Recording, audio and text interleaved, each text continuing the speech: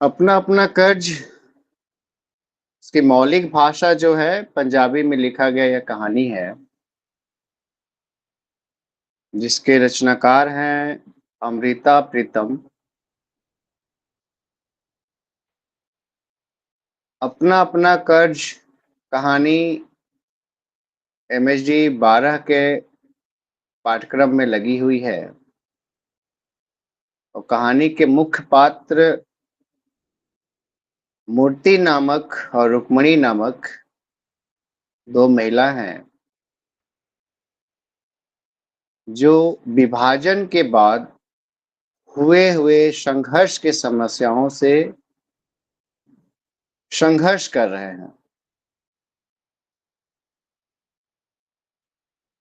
अब इस कहानी में विस्थापितों की जो बस्तियां होती हैं नई नई, उनकी जो पहचान है या परिचय है,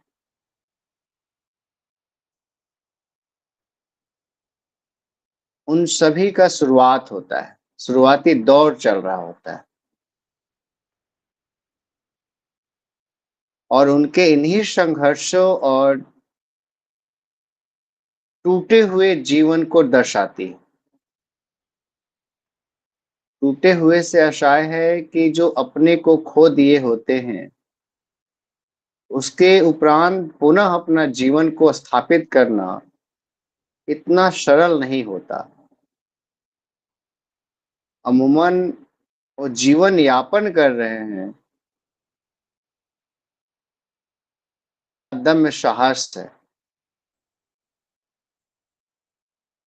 जीने की लालसा है, वही उनकी सबसे बड़ी संघर्ष होती है। अपनों का दर्द, अपनों को खोने का दर्द, घर खोने का डर, अपना जमीन जायदाद इत्यादि सभी चीजों को, उनकी जो संयोजन यादें हैं,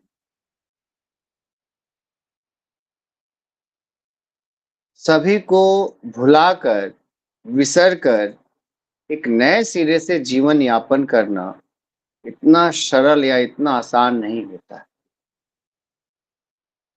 उन्हीं बातों को लेकर अमृता प्रीतम जी ने अपना अपना कर्ज शीर्षक के माध्यम से कथा को रचा है। कहानी के अंतर्गत मानव मूल्यों की संवेदनाएं, रिश्तों की मर्म और जटिलता और विभाजन के दर्द को बहुत ही भावुकता और चित्रलय शैली में किया है।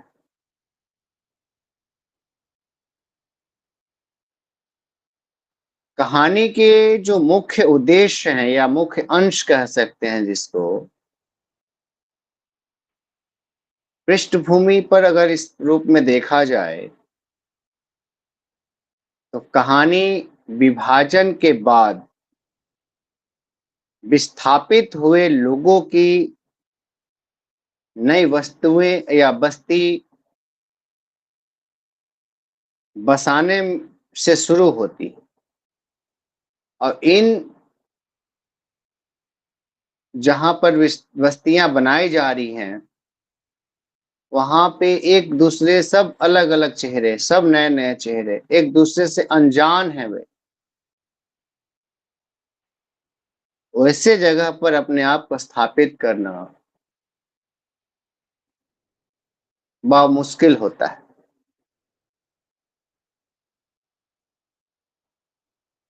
प्रमुख पात्र के रूप में सिर्फ दो हैं, मूर्ति और रुक्मणी। इस कहानी के प्रमुख पात्र हैं। मूर्ति एक चाय बनाने वाली है, जो चुपचाप अपना काम करती है। और रुक्मणी बच्चों के साथ अपना दिनचर्या काट रही होती है।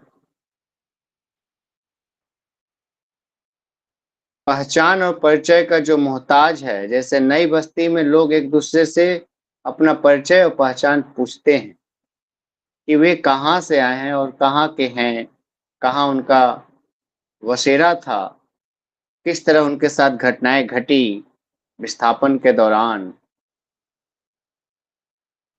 वो पहचान और परिचय का मोहताज यह कहानी के अंतर्गत आपको दिखलाई पड़ता है। सामाजिक चित्रण के रूप में आप देख पाते हैं कि कहानी में मजदूर वर्ग, जिसमें कामगार व्यक्ति, मिस्त्रियों, चौकीदारों, चाय बनाने वाले जैसे विभिन्न वर्गों के लोग जीवन को चित्रित करती है। सामाजिक चित्रण के अंतर्गत विस्थापन का जो दर्द है, विस्थापन के कारण लोगों की पहचान और घर खोने का दर्द इस प्रकार दर्शाया गया है इसमें। उसके उपरांत मानवीय रिश्ते जो हैं, इस कहानी के अंतर्गत मानवों का जो संबंध है, बड़ी कठिनाइयों और संघर्षों के साथ उजागर करने का काम अमृता जी ने किया है।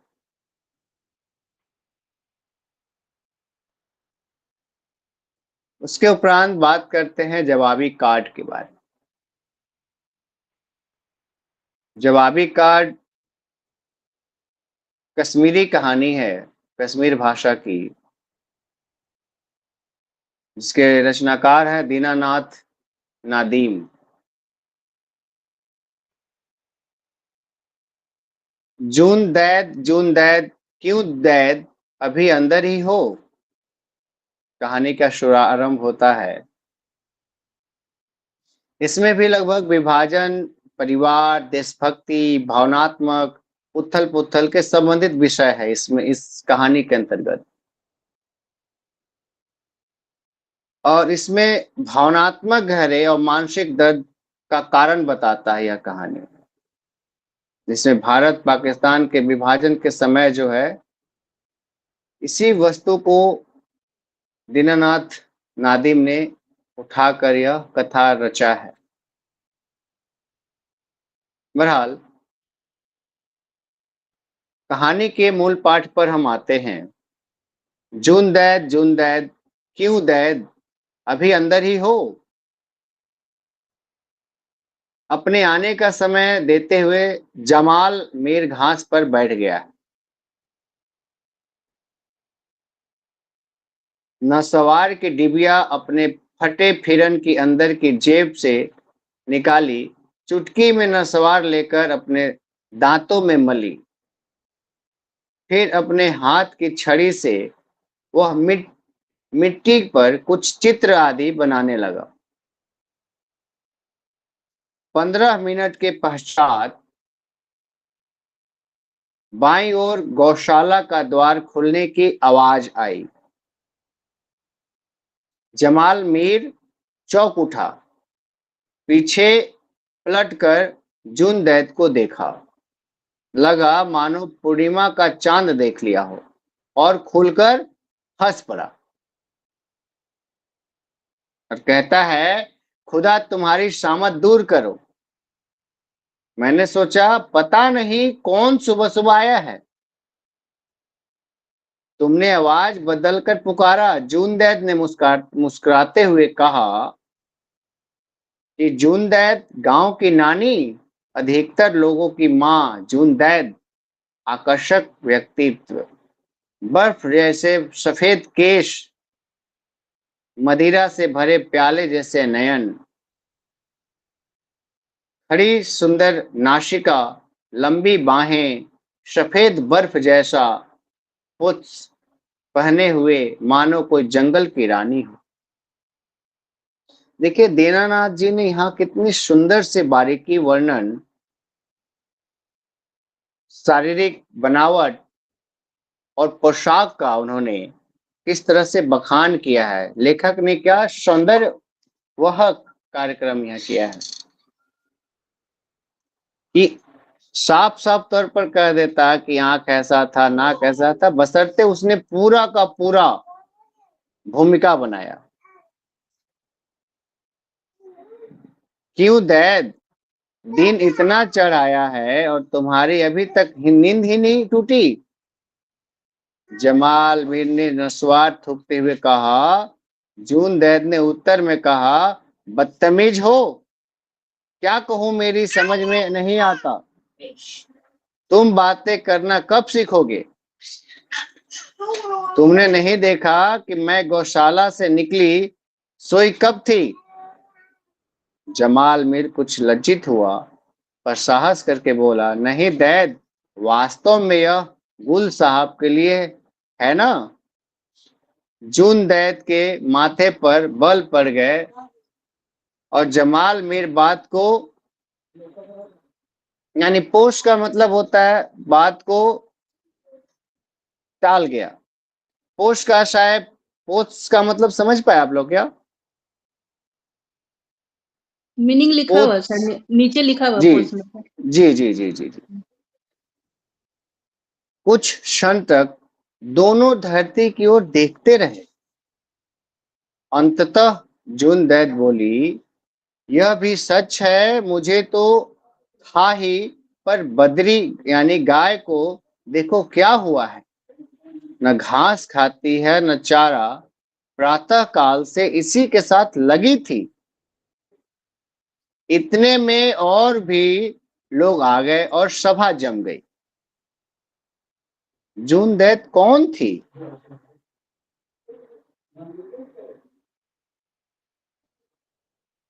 निचले इलाके को कई लोग काव मालून भी कहते हैं। यही कारण है, या कारण यह है कि इस क्षेत्र के कौवे आते जाते उधर के चिनारों पर रात व्यतीत करते हैं और कईयों ने घोंसले भी बनाए हैं। आज भी संध्या के समय कौओं ने इतना कोलाहल मचा रखा था कि नदी की आवाज भी सुनाई नहीं दे रही थी। अचानक ही बंदूक के चलने की आवाज सुनाई पड़ी और सभी कौवे कांव कांव करते चिनारों में उड़ गए। यह गोली किसने चलाई? यह देखो, फौजी जवान चला आ रहा है, जरूर यह उसी की कास्तानी होगी। सिर झुकाकर आसपास के फलदार वृक्षों पर बैठे कौवे सोचने लगे, फौजी जवान, पुष्ट पुष्ट और चौड़ा सीना फैले हुए, गोल कंधे और सुंदर चाल ढाल वाला, जैसे कोई फिरंगी कप्तान हो।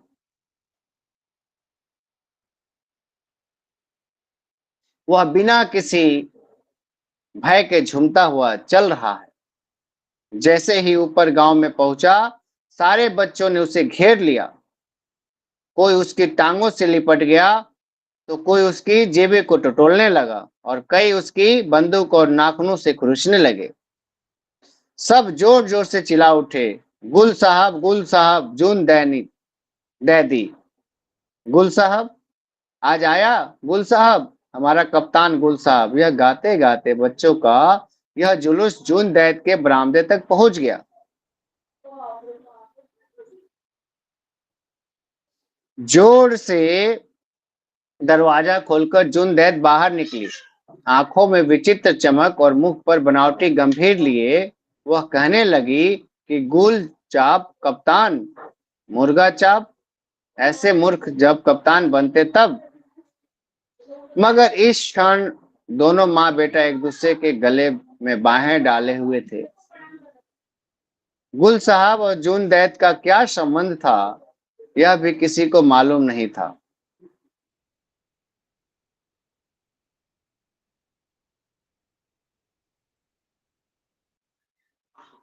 यह भी ऐसी ही बात थी।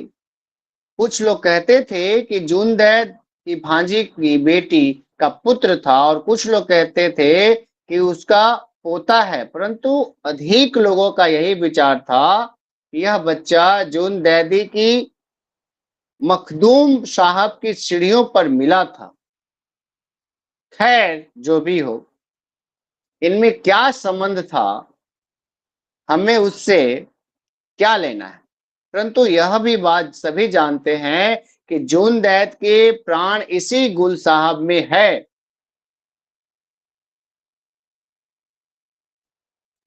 जब से गुल साहब मलेशिया फौज में भर्ती हुआ था, तब से उसका नाम उसके होठों से उतरता ही नहीं था। एक बात तो गुल साहब, दूसरी बात तो गुल साहब, सुनो वाशा, आज गुल्ला ने चिट्ठी लिखी है, लिखा है कि उसने एक दिन में 17 कवालियों को मार दिया। सोनमाली आश्चर्यचकित हो जाती है। तुमसे क्या बताऊं, गुल साहब की बलाएं लूं। गुल साहब ने जो जवाबी कार्ड लिखा है, मानो कागज पर मोती जड़े हों। अरे जमाल मीर, आज हमारे इस 10 पुश्तों की मेहनत रंग लाई कि गुल साहब जैसा सपूत हमारे यहाँ पैदा हुआ। इस समय पूरे कश्मीर की रक्षा कर रहा है। जिस दिन गुल साहब युद्ध क्षेत्र की ओर वापस गया, पूरे गांव में चहल पहल थी। सबने सुबह सवेरे ही चूल्हे जलाए थे और सूरज निकलने तक सभी पुरुष तथा महिलाएं, बूढ़े जवान जुंदैत के चबूतरे पर एकत्र हो गए थे। कुछ प्रसाद लेकर आए थे और कुछ तावीज लेकर। कुछ गांव वालियां आंचल में अचार और चटनी बांध कर ले आई थी। बहुत से लोग तो सूखी हुई सब्जी आदि ले आए थे। ज्यों ही जुनदैद ने दरवाजा खोला, धक्का पेल शुरू हो गया। मतलब धक्का मुक्का का आशय ये नहीं कि एक दूसरे को झगड़ने लगे। धक्का मुक्का का आशय हुआ कि वह उनसे मिलने के लिए बेताब थे, बेकरार थे वो, इस वजह से सब लोग यह चाहते थे कि सबसे पहले अपनी भेंट प्रस्तुत करूं। अब स्वाभाविक सी बात है कि आप गौर तलब यहाँ पे देखेंगे कि जिस तरह से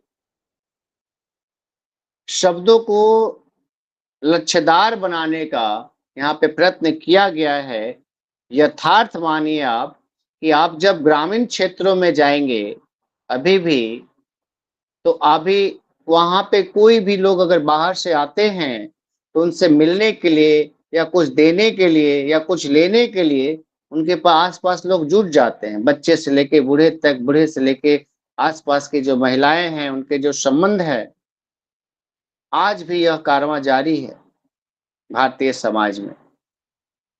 बहरहाल, यह लो जून दे दी, यह साग है, यह सलजम है। रहती गवालिन ने लजाते हुए कहा, यह मैंने गुल साहब के लिए अब तक संभाल कर रखे थे। ये लो हसनपुर की बाड़ी का साग, और यह सूखी करम है। रमजान बेगारी ने कहा, गुल साहब को कहना कि यह शहर में नहीं मिलता। यह लो अचार का डब्बा, यह करम साग का बना हुआ है। गुल साहब कहाँ हैं? वास पंडित ने धीरे स्वर में पूछा। जुनदैद, गुल साहब को बुलाइए। वह नाले पर मुंह धोने गया है। आते ही आता ही होगा। तुम्हें क्या देर हो रही है? जुनदैद ने हंसते हुए कहा, कुछ नहीं, कंठ ऋषि के यहाँ से मैं यह एक रक्षा सूत्र लाया था, सोचा था खुद ही गले में पहनाऊं। वास पंडित ने माथे पर बल डालते हुए कहा। इस बीच गुल साहब भी नदी से मुंह धोकर आ गया। ज्यों निकट पहुंचा, कई लोग गले मिले और कई चूमने लगे।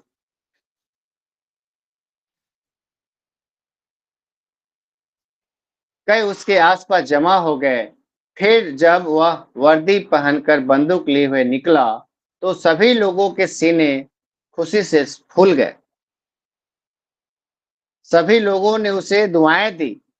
उसकी रक्षा के लिए प्रार्थना करते हुए उसके पीछे पीछे 4 मील तक गांव से बाहर साथ आए। जब वह साय सायेदार वृक्षों से निकलकर आंखों से ओझल हुआ, तब लोग वापस लौटे। आज सुबह सवेरे ही से ही आसमान पर बादल थे। सूरज निकलने तक पूरा आकाश बादलों से इतना घिरा गया कि पहाड़ की चींटियों से लेकर नीचे तक सब ढक गया।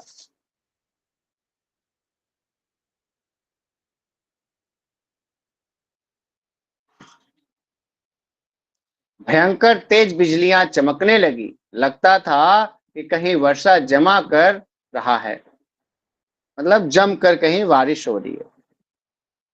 साधारणतया ऐसे दिन गांव के लोग प्रायः घरों में ही बैठे थे, परंतु आज सभी नाले किनारे पुलियों के निकट टोलियों में बैठे कानाफूसी कर रहे थे कि सभी पुरुष भयभीत थे। पुरुषों की टोली से थोड़ी दूर महिलाएं झुंड में बैठकर अंदर ही अंदर शोक व्यक्त कर रही थी और पुरुष भी अत्यंत गंभीर दिखाई दे रहे थे।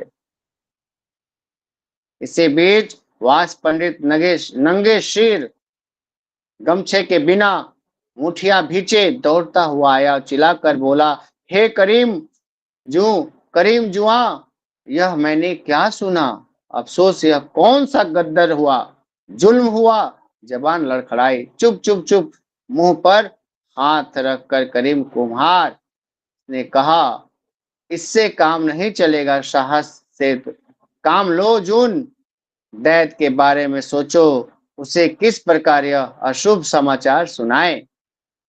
आखिर क्या हुआ? किसने कहा, यह किसने चाहा? रोते रोते वास पंडित ने पूछा। यह किसने चाहा? हमारे दुर्भाग्य ने। कल जबार डाकिया आया, उसने गुल साहब का कार्ड थमा दिया जो खाली था। जैसा यहां से जून दैत ने भेजा था वैसा ही वापस लौटा। वह शायद मोर्चे पर। इसके आगे करीम कुम्हार से बोला नहीं गया। एक एक करके सब लोग निर्जीव से जून दैत के घर पहुंचे। जून दैत आज भी गाय को घास डालने गौशाला के अंदर गई थी। तुम पागल हो गई हो? सिर झुकाए क्यों बैठी हो? जब से वह महाज पर गया तब से तुम्हें पता नहीं क्या हुआ है। ऐसे तो काम नहीं चलेगा। जून दैत गौशाला में गायों से बातें कर रही थी। इसी बीच बरामदे में लोगों के खांसने की आवाज सुनाई पड़ी। अंदर से ही पुकारा, कौन वास हो? इतनी जल्दी क्यों आए हो? गौशाला से निकलते हुए स्वयं से कहा।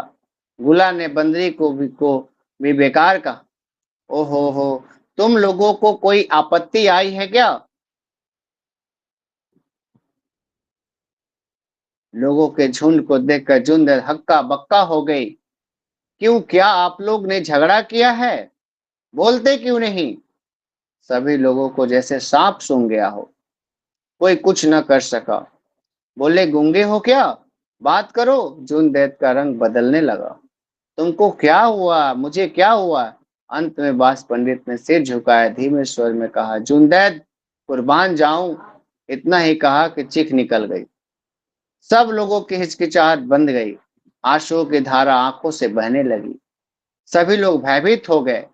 जून दैत को कुछ महसूस होने लगा, पर कुछ समय से दूसरों से बोली, मेरा गुल्ला ठीक है? क्या वह नहीं जानता कि कितनों की आहुति देकर कितनों के बदले? वास पंडित ने साहस बटोरकर कार्ड जून दैत को थमा दिया। यही जवाबी कार्ड कल पहुंचा, परंतु खाली है, मालूम नहीं। जून दैत जड़ होकर रह गई। तीर के समान छीना झपटी के कारण कार्ड मुड़ गया था और धीरे धीरे उसने खोला और फिर उसको आगे पीछे देखने लगी।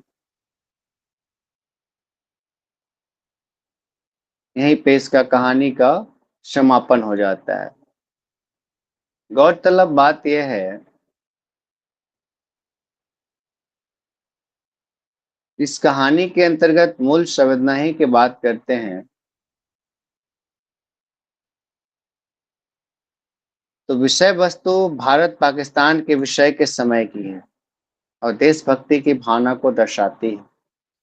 पात्र की बात करें तो पात्र एक ऐसी माँ है जो अपने बेटे के लापता होने के बाद जवाबी कार्ड के माध्यम से उसे संवाद करने की कोशिश करती है। कहानी कुछ इस प्रकार है कि जैसा आपने बताया कि एक माँ अपने लापता बेटे से एक खाली जवाब कार्ड मिलता है। अब कार्ड पर कुछ न संदेश के कारण माँ और गांव के लोग बहुत चिंतित हो जाते हैं। एक कहानी एक परिवार और समुदाय के भावना और मानसिक दर्द को दर्शाती है। इस कहानी का उद्देश्य है कि कहानी के माध्यम से लेखक ने देशभक्ति, पारिवारिक प्रेम, युद्ध के कारण होने वाली पीड़ा को चित्रित किया है। यह कहानी विभाजन की त्रासदी की बागडोर पर बंधी हुई कथा है। उस समय के परिवारों के जो संघर्ष को उजागर करने का कार्य इस कथा में किया गया है। यह कहानी एक परिवार की पीड़ा और भारत पाकिस्तान के विभाजन के बाद वे सामाजिक और भावनात्मक उथल पुथल को भी दर्शाती है। इस कहानी के माध्यम से जो भाईचारा, प्रेम, समाज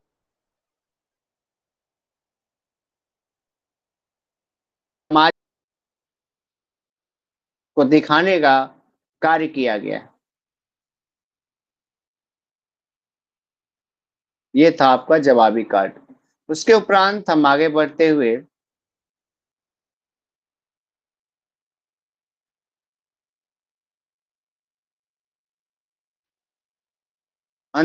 अंतिम कहानी की ओर बढ़ेंगे। इसमें अनुवाद जो किया है इसका, ये आप इसमें लिखा हुआ है जोहरा अफजल ने किया है इसका अनुवाद जवाबी कार्ड का। अंत में हम लोग 5 पत्र जो हरिमोहन झा का लिखी हुई कथा है उसके संदर्भ में कहानी पाठ की ओर उन्मुख करेंगे। यह कथा मैथिली भाषा में लिखी हुई कहानी है और कथा के माध्यम से पत्र है, 5 पत्र। इसमें पत्र के माध्यम से कथा के बारे में जो अनुवाद है देवशंकर नवीन जी ने किया है इसका।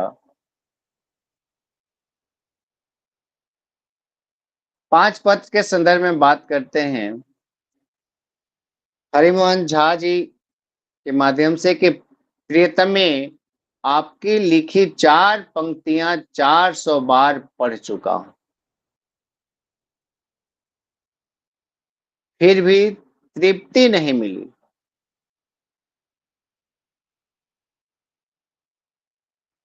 आचार्य की परीक्षा निकट है। अच्छा, आचार्य का तात्पर्य समझ पा रहे हैं?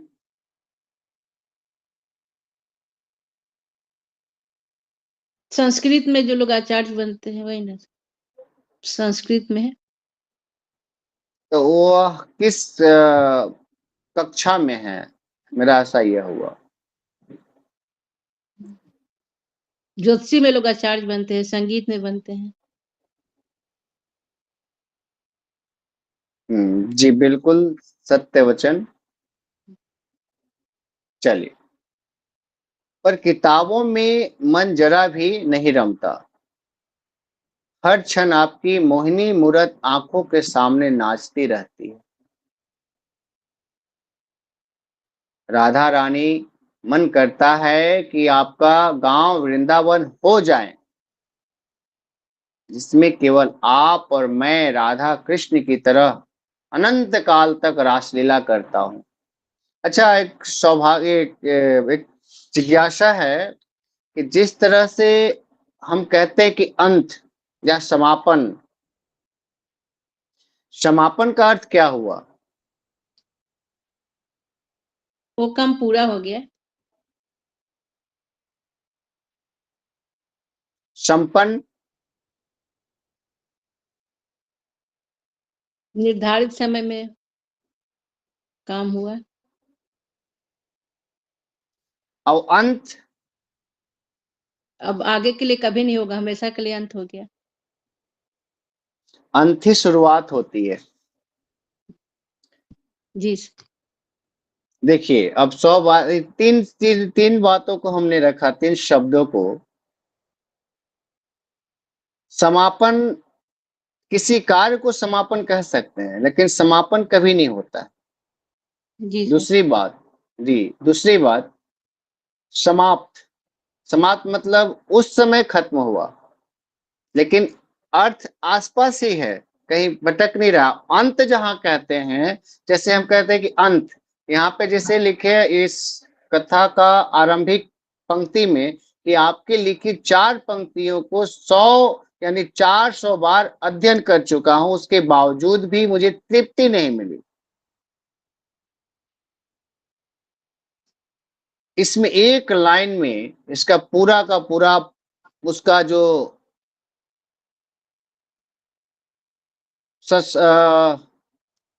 स्वेच्छा रूप यानी कि स्वतंत्र रूप से जो प्रेम है, वह प्रेम रूपी बाण जो है, उसको एक लाइन में व्यापित कर चुका है लेखक यहाँ पर, सिर्फ एक लाइन में। और यह ध्यान रखिएगा कि ये जो पंक्ति है आगे का, आपकी लेखनी 4 पंक्ति यानी आपकी लिखी 4 पंक्तियां 400 बार अध्ययन कर चुका या पढ़ चुका हो, फिर भी तृप्ति नहीं हुई। और ये 2 लाइन और जोड़ेगा इसमें, रानी रानी मन करता है कि आपका गांव वृंदावन हो आए या हो जाए, जिसमें केवल आप अगर इसका दे, हाँ, केवल आप और मैं राधा कृष्ण की तरह अनंत काल का रासलीला करता हूँ। यह व्याख्या खंड में 100% आएगा, क्योंकि पिछले कई वर्षों से हम ये कर रहे मूल्यांकन किए, तो इसका जिक्र पहले किया गया है, लेकिन पुनः इसका दोहराव करेगा इस बारे में, इसका ध्यान रखिएगा। बहरहाल आगे बात करते हैं हम लोग, जिसमें केवल आप और मैं राधा कृष्ण की तरह अनंत काल तक रासलीला करता रहूं। लेकिन मेरे और आपके बीच आपके चाचा और पिता, शायद आपका माइक्रोफोन ऑन है, उसको ऑफ कर लीजिएगा, पंचक की तरह लगे हुए हैं। वे दोनों महीने बाद मुझे होली में आने को लिखते हैं। 60 साल के बूढ़े, वे क्या जाने कि 60 दिन का विरह कैसा होता है।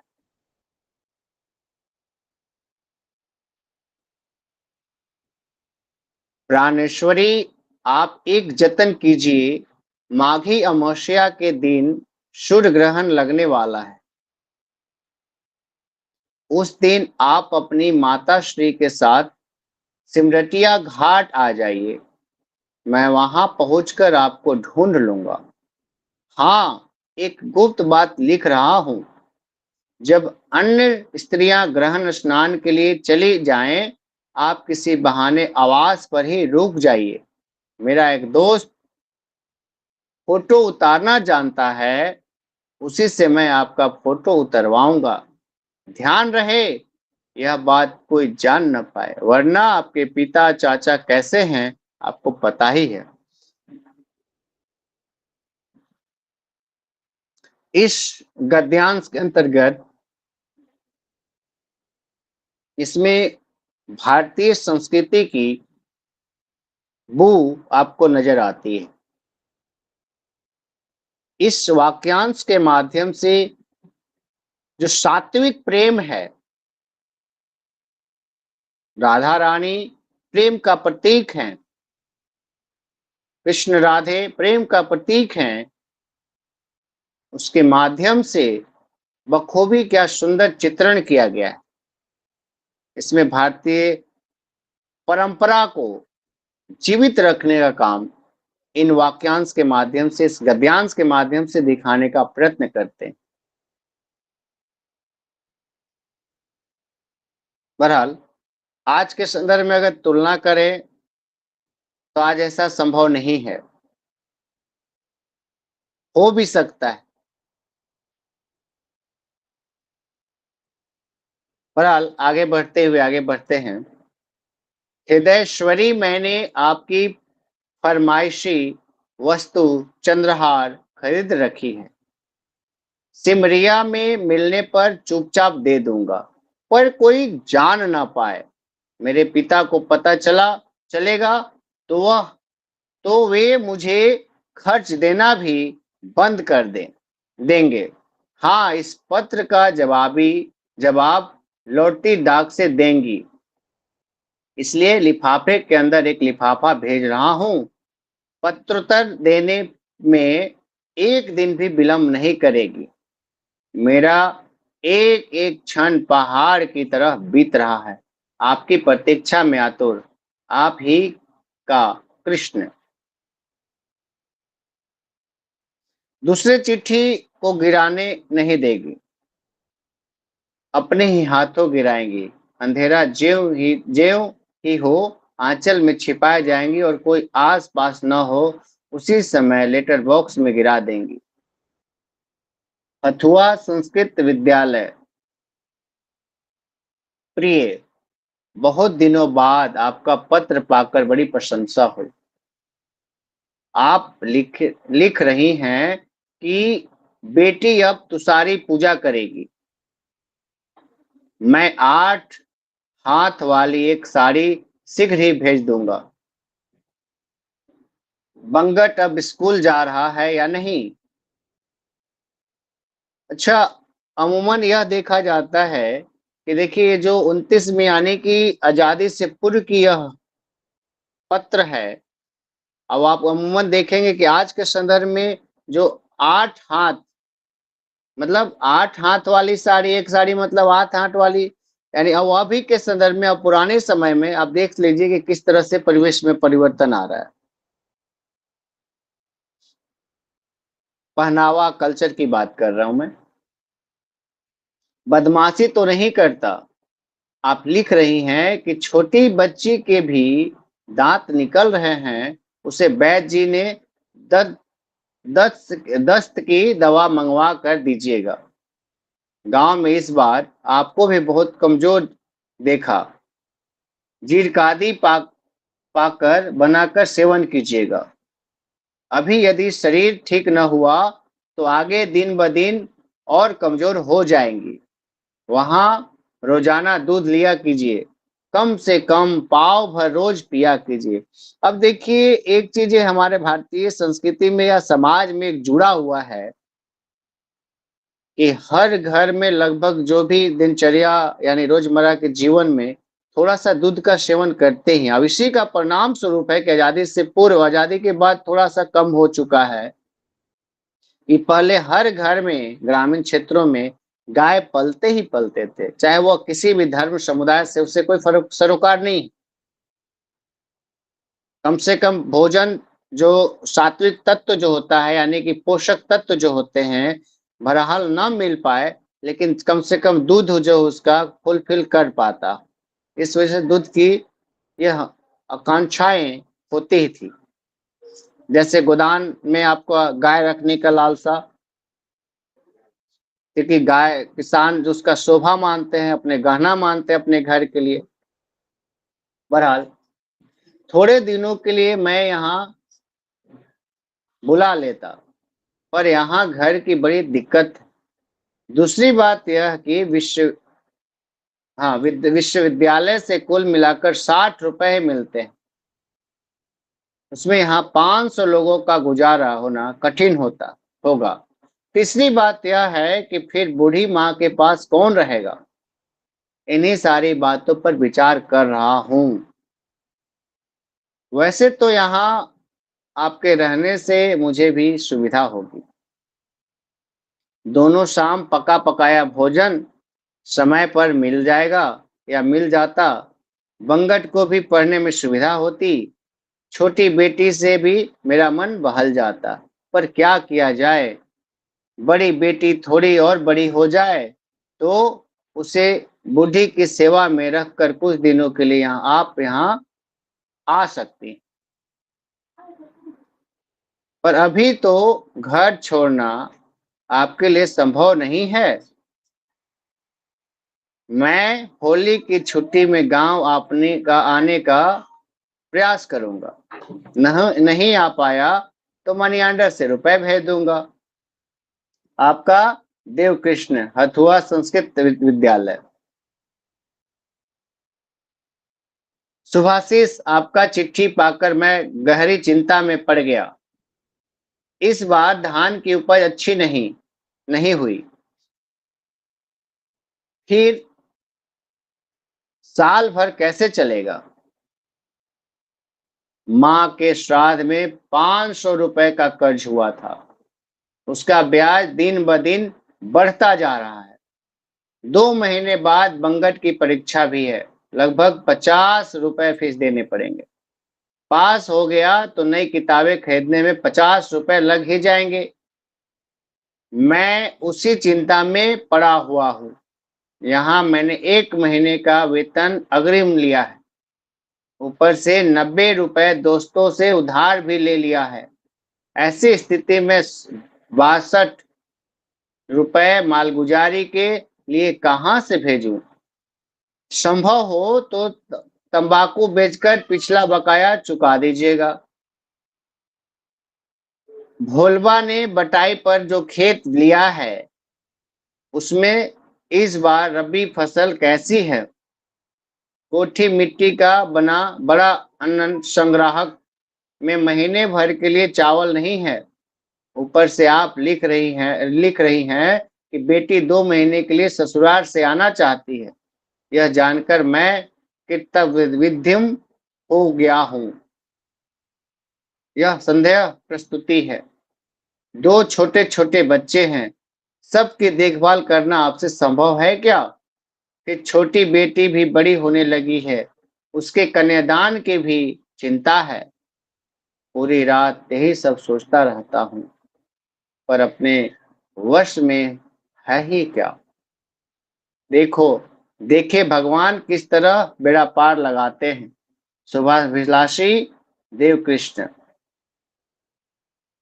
जलावन खत्म हो गया तो उत्तरी सीमा वाले बगान का शीशम छटवा लीजिए। मैं कुछ दिनों के लिए गांव आता हूँ, पर अब तो भय से विसुख गई, आकर क्या करूंगा। अथवा संस्कृत विद्यालय। आशीर्वाद 2 महीने से घनघोर बीमार था, इसलिए पत्र नहीं दे पाया। आप लिख रही हैं कि बंगट बहू को लेकर कलकत्ता चला गया है। वैसे भी आजकल के बेटे बहू जैसे नालायक होते हैं। आपको पता ही है कि हम लोगों ने उसके लिए क्या क्या नहीं किया, किस तरह से बीए पास कराया, वह मैं ही जानता हूँ। उसी का प्रतिफल अब वह दे रहा है। मैंने तो उसी दिन उसकी आशा छोड़ दी जिस दिन वह मेरे जीते जी मुझ छटवाने लगा था।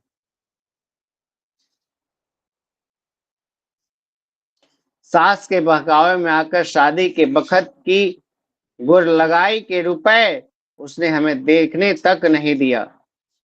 यह जानता था कि बहू आते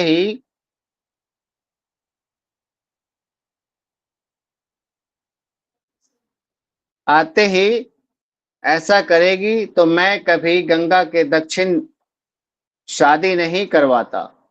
1500 रुपए दहेज लेकर मैंने जो पाप किया है उसी का फल भोग रहा हूँ। उसमें से तो अब 15 आना भी नहीं बचा। फिर भी बेटा समझता है कि बाबूजी ने कहीं रुपयों की कलसी जमीन में दबा रखी है। वह अब कुछ नहीं देगा, न ही बहू आपकी बातों में रहेगी।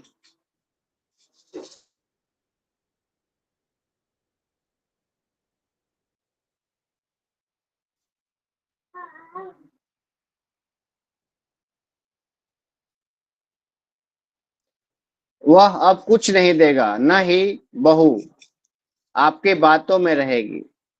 उनके लिए उचित यह था कि आपके साथ रहकर रसोई पकाती, आपकी सेवा शुश्रूषा करती, लेकिन आपकी इच्छा के विरुद्ध बंगट के साथ कलकत्ता चली गई। वहां बंगट को 150 में अपना ही खर्च चलाना कठिन होता होगा। पंडित पत्नी को कहाँ से खिलाएगा? हम लोगों ने जो 30 वर्षों में नहीं किया, वह इन लोगों ने निरागमन से 3 महीने के अंदर कर दिखाया। अस्तुत क्या कीजिएगा। इस समय गदहा 25 की उम्र है। मनुष्यता आएगी तो खुद ही सब कुछ दिखने लगेगा। भगवान उन्हें सबूधी दे, विशेष क्या लिखूं। कुपुत्रों जायते कवादिपि कमातु न भवंती। देव कृष्ण। रुपए की कमी हो तो 6 कट्ठा वासडी जो आपके नाम पर है उसे बंधक रखकर काम चलाइएगा। उसका चंद्रहार जो बंधक पड़ा है, जो भगवान कृपा करेंगे तो छूट ही जाएगा। काशी तक स्वतिष्ठ श्री बंगट बाबू को मेरा शुभाशीष मिले। अब कुशलम दरअसल आगे समाचार यह है कि इस बार ठंड के मौसम में मेरा दमा फिर से उखड़ गया है। पूरी पूरी रात बैठकर खांसता रहता हूं। अब भगवान श्री काशी विश्वनाथ किस दिन उठाते हैं कह नहीं सकता। संग्रहणी भी जान नहीं छोड़ रही। अब हम लोगों की दवा और क्या होगी।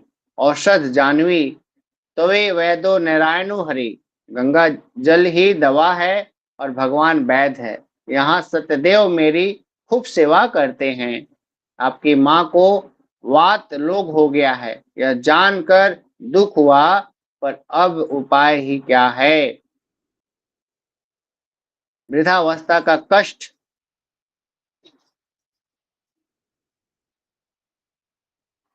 तो भोगना ही पड़ेगा। बूढ़ी चल भी तो लेती है या नहीं, मैं तो आकर देख भी जाता, पर आने जाने में 30-40 रुपए व्यर्थ में खर्च हो जाएं।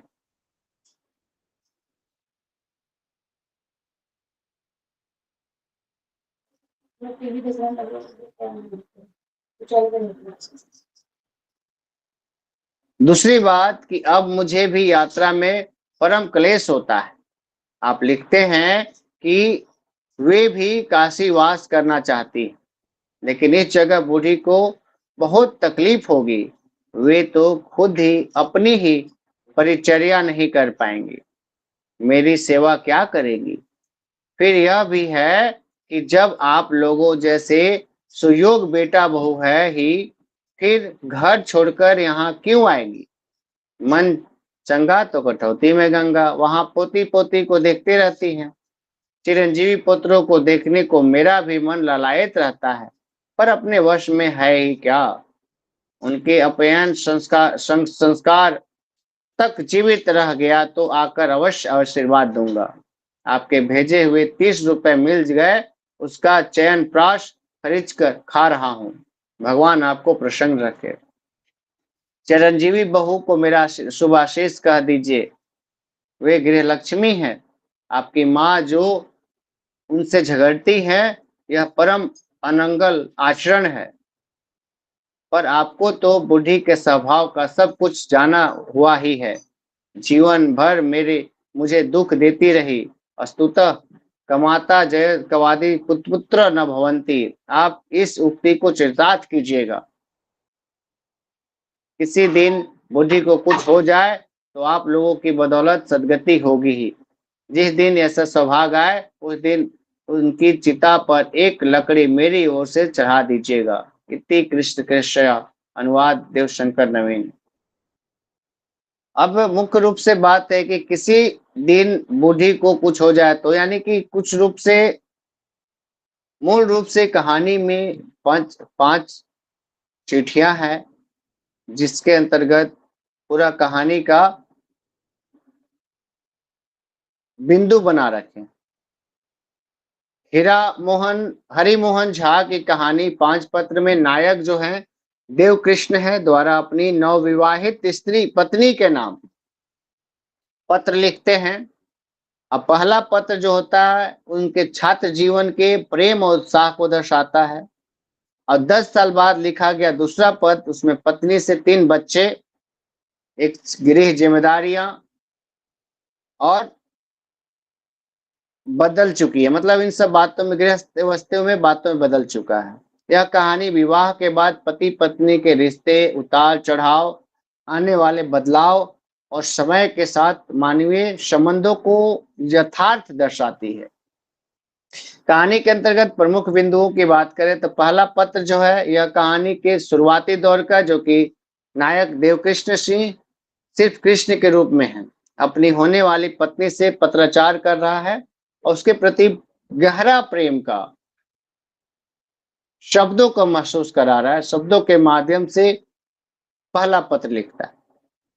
दूसरा पत्र में 10 साल के उपरांत नायक अपने घरों की जिम्मेदारियां, पारिवारिक संबंध, जिसके अंतर्गत पारिवारिक व्यक्ति बन गया है, जीवन में पति और पत्नी और बच्चों का स्थान महत्वपूर्ण हो गया है, साहित्यिक और सामाजिक महत्व इसके अंतर्गत बढ़ गया है, कहानी के रचनाकार की सामाजिक यथार्थ और समकालीन जीवन की समझ के कारण यह महत्वपूर्ण है। यह दिखाती है कि कैसे समय के साथ मानवीय भावनाएं और रिश्ते बदलते हैं। जीवन का यथार्थ किस रूप में यह कहानी विवाह के बाद प्रेम, आदर्श और यथार्थ की ओर बदलाव को दर्शाता है। कहानी का अंत यहीं पे होता है और कैसे 40 साल की उम्र तक एक युवा गहरा प्रेम विरक्ति में बदल सकता है, इस आप 5 पत्र कथा के माध्यम से देख सकते हैं। MSG 12 खंड के अंतर्गत आपकी 15 कहानियां संपन्न होती है। उसके उपरांत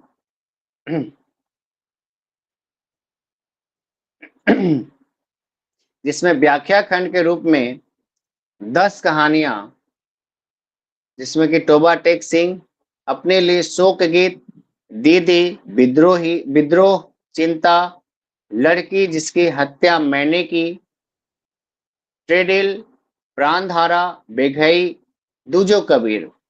अब अमूमन जैसे ही अमूमन इन शीर्षकों का नाम हम लोग जुबां पे आता है, अमूमन आपके मन मस्तिष्क के अंतर्गत इस कहानियों के जो शीर्षक जैसे जैसे आपके आंखों के तले दिखाई पड़ता है, कहानियां ढूंढने मतलब आपके मस्तिष्क में चलने लगे होंगे, घूमने लगे होंगे, क्या कथा है। तो वह टेक सिंह के अंतर्गत आपको ध्यान ही होगा। अब हम चलते हैं कुछ प्रश्न की ओर, प्रश्नावली की ओर बढ़ते हैं। जैसा कि हमने कल बताया था आप सबको, एक व्याख्या खंड के अंतर्गत एक ये है कि अप्पू ताड़ के पेड़ों के पत्ते से बना छाता कंधे पर रखकर उसकी रंगीन डंडी पर थैली लटकाए आंगन से चल पड़ा। फाटक पार कर फिसल कर गिरने को हुआ, लेकिन गिरा नहीं।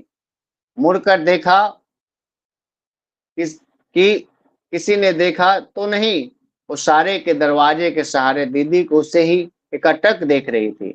यह डराने वाली आंखें उसे कैसे मिली? जब उसने मुड़कर देखा तो दीदी ने कछुए की तरह सिर अंदर खींच लिया। दीदी भी कैसी पगली है। अब इस व्याख्या को इसे व्याख्या करना अमूमन आप कर लेंगे। जी सर, करिए। जी, ये इस किस कहानी से लगा हुआ है? दीदी दीदी दीदी कहानी कहानी, से। दीदी कहानी। जी जी जी, दीदी कहानी से लगा हुआ है। एक और है, लेकिन दूसरा व्याख्या खंड के रूप में, लेकिन यह सुर एकदम से बदल कैसे गया? सैलबाला के गले में अब पहले जैसा हाहाकार क्यों नहीं? कुछ क्षण पहले तक इनमें कितनी अकुलाता थी, कितनी आत्मीयता थी। इसका मतलब लड़कों के सामने यह खेल नहीं चलेगा। तो क्या सैलबाला के लिए अपने पति के प्रति आकुलता का खेल है? और हाँ, और क्या? पहले भी तो अविनाश ने कई मौकों पर यह चीज लक्ष्य की। यहीं पर इतना ही पर समाप्त हो जाता है। अब इसका भी व्याख्या, जिसपे मैंने उदाहरण दिया था वापसी कहानी का, कि किस कथा से लिया गया है?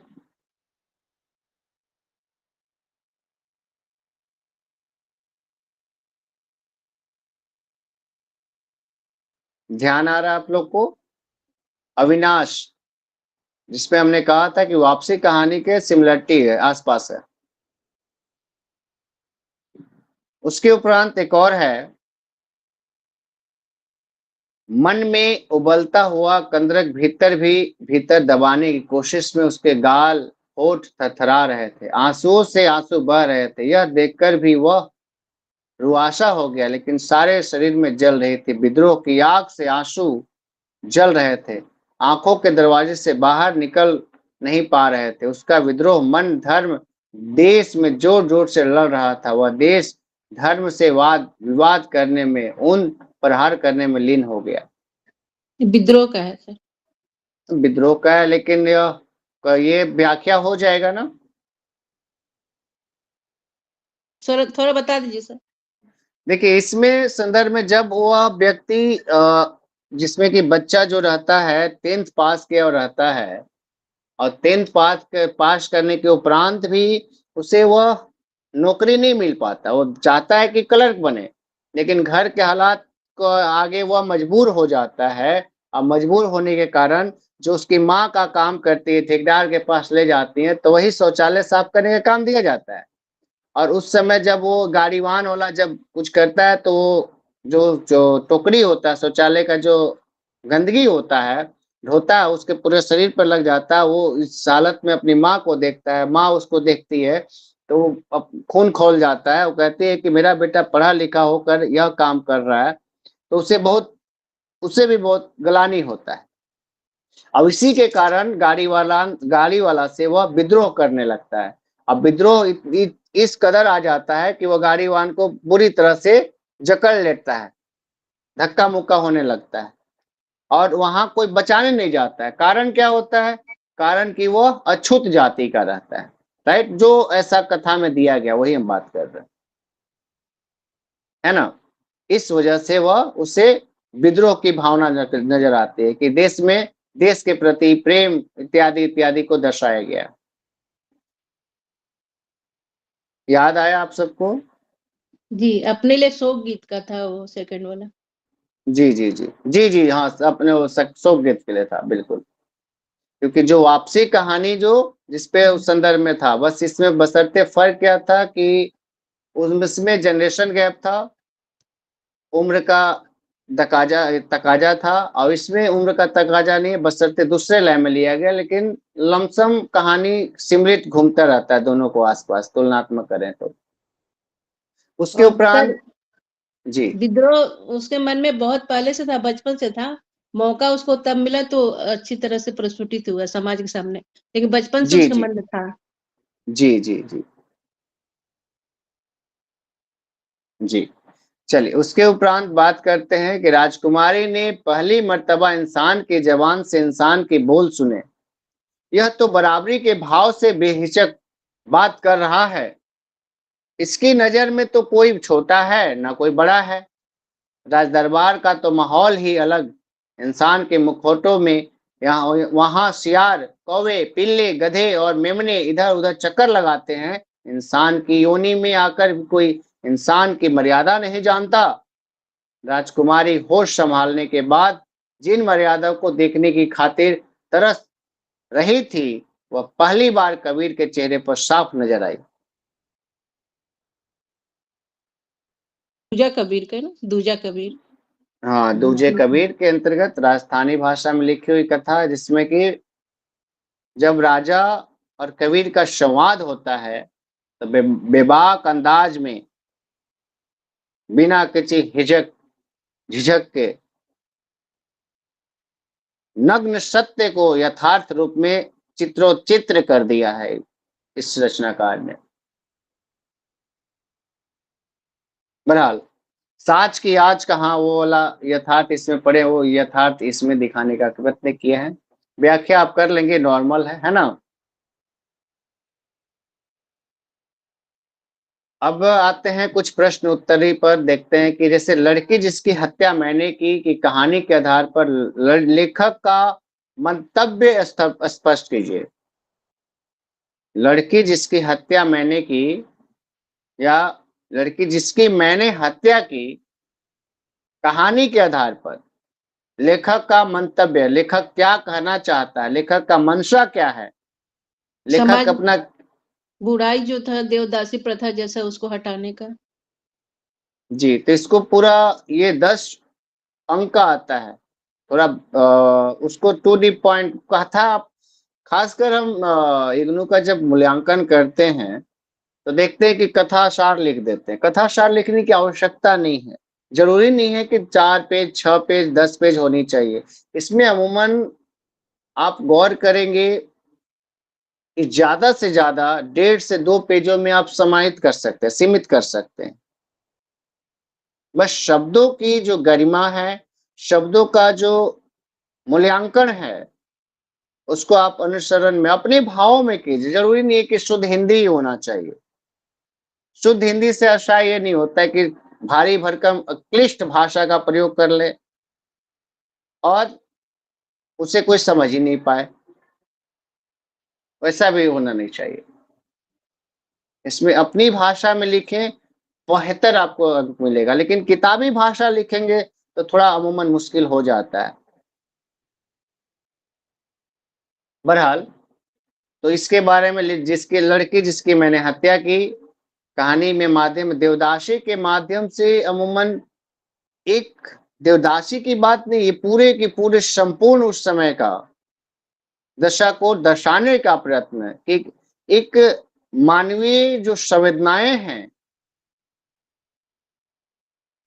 किस तरह से धू धू करके जल रहा था समाज, उसको यथार्थ नग्न यथार्थ के माध्यम से देवदासी तो एक प्रतीक है,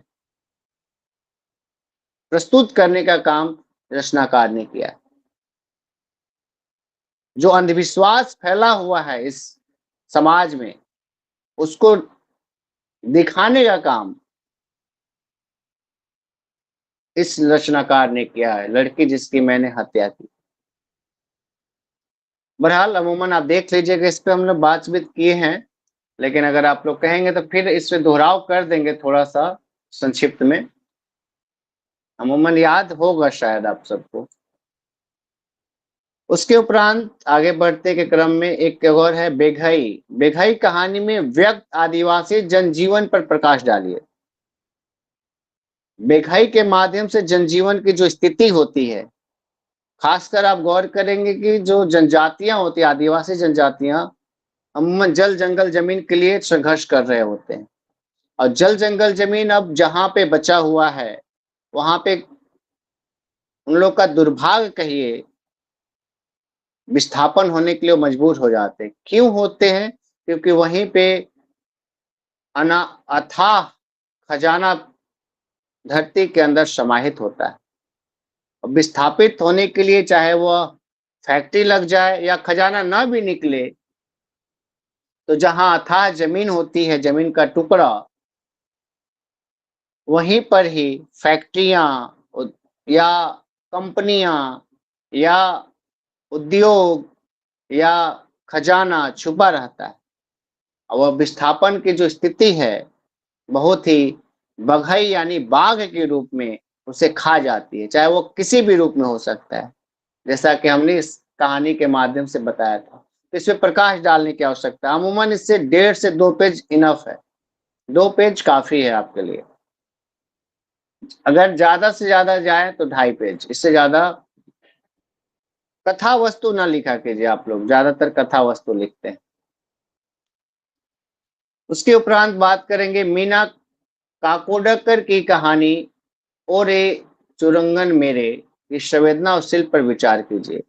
जिसमें जो बांझ की कहानी है, जिसमें बांझ के जो प्राकृतिक दोष के कारण, उस पर आप इसमें देख लीजिएगा। उसके बाद अपना अपना कर्ज मानव मन की परतों को खोलने वाली कहानी है। अब ये देखिए, एक लाइन में आता है कि मानव मन की परतों को खोलने वाली कहानी। इस वक्तव्य के आधार पर कहानी के जो मूल संवेदनाएं हैं उसको स्पष्ट करना है। जो मूलभूत उसकी बिंदुएं हैं उसको सिर्फ लिखना है। आप चाहें तो आपको एक पेज में आप इसको समाप्त कर सकते हैं। उसके उपरांत तमिल कहानी में डी जयकांतन का स्थान निर्धारित कीजिए। अब देखिए ये रचनाकार की इस कहानी में देखिए बड़ा घुमाया है थोड़ा सा, जयकांतन का स्थान निर्धारित करना। अब वो स्थान कहाँ पे है, अब कहानी पढ़ेंगे आप उसको तभी मालूम चल पाएगा कि तमिल में किस तरह पे कथा साहित्य में कहाँ पे वो स्थापित कर पाते हैं अपने आप को। उसको पूरा का पूरा संयोजित करके लिखना पड़ेगा। अमूमन कम से कम 2.5 से 3 पेज लगभग जाएगा। उसके उपरांत आ जाते हैं निम्नलिखित में से किन्हीं दो पर टिप्पणी लिखे, जिसमें कि आता है एक जैसे चिंता है, ऐसा आता है दो पर टिप्पणी लिखे, जैसे चिंता कहानी की प्रयोगशीलता पर बातचीत कीजिए। दूसरा आ जाएगा आपका जैसे 5 पत्र, कहानी का जीवन दर्शन बताएं। और हम एक दो और एक्स्ट्रा देते हैं, जैसे सादत हसन मंटो के बारे में चर्चा कीजिए, साहित्यिक चर्चा कर लीजिए, या इंदिरा गोस्वामी के बारे में। इस तरह से आपको अमूमन 4 टॉपिक रहेगा, जिसके अंतर्गत 2 पर चर्चा करना होगा। तो टिप्पणी का मतलब हुआ कि ज्यादा से ज्यादा 1.5 से 2 पैराग्राफ में उसको समाप्त कीजिए, यानी कि 500 शब्द काफी होते हैं। 2.5 से 300 के बीच इनफ है, ज्यादा से ज्यादा 500 शब्द। उसके उपरांत इसमें समझ में आ गया ना, आगे बढ़े हम लोग। तमिल वाला कौन सा कहानी था सर? तमिल का कहानी इसमें था ना, याद नहीं आ रहा। तमिल का कहानी ये है आपका ट्रेडिल, ट्रेडिल। जी जी सर, थैंक यू सर। जी हाँ, ट्रेडिल में जिसमें जो छापाखाना की तरफ बेचारा बन जाता है, जो करेक्टर रहता है। उसके उपरांत इसमें और कोई डाउट से आगे बढ़े इसमें।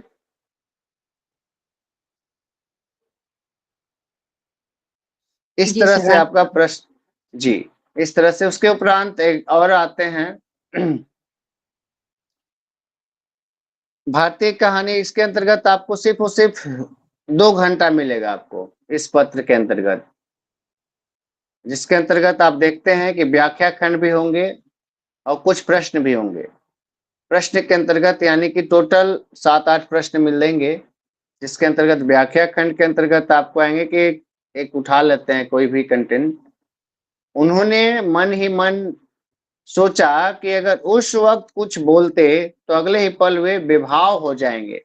नहीं, अभी उन्हें बेभाव होने की इच्छा नहीं है, बल्कि वे आंखें बंद किए हुए महसूस करेंगे कि डॉक्टर आया है, जांच की है। उसके बुलाने पर उन्होंने जवाब दिया तो संदेह व्यक्त करते हुए इशारा से समझाया कि सेलेब्रा थ्रोम्बोसिस हो चुका है। ऐसा होना कोई आश्चर्य की बात नहीं है। निर्देशन या निर्देश दे रहा है कि एकदम सुलाए रखे हैं। Complete test. ये किस कहानी के व्याख्या खंड से लिया गया है? अपने लिए सो गीत है सर। बिल्कुल।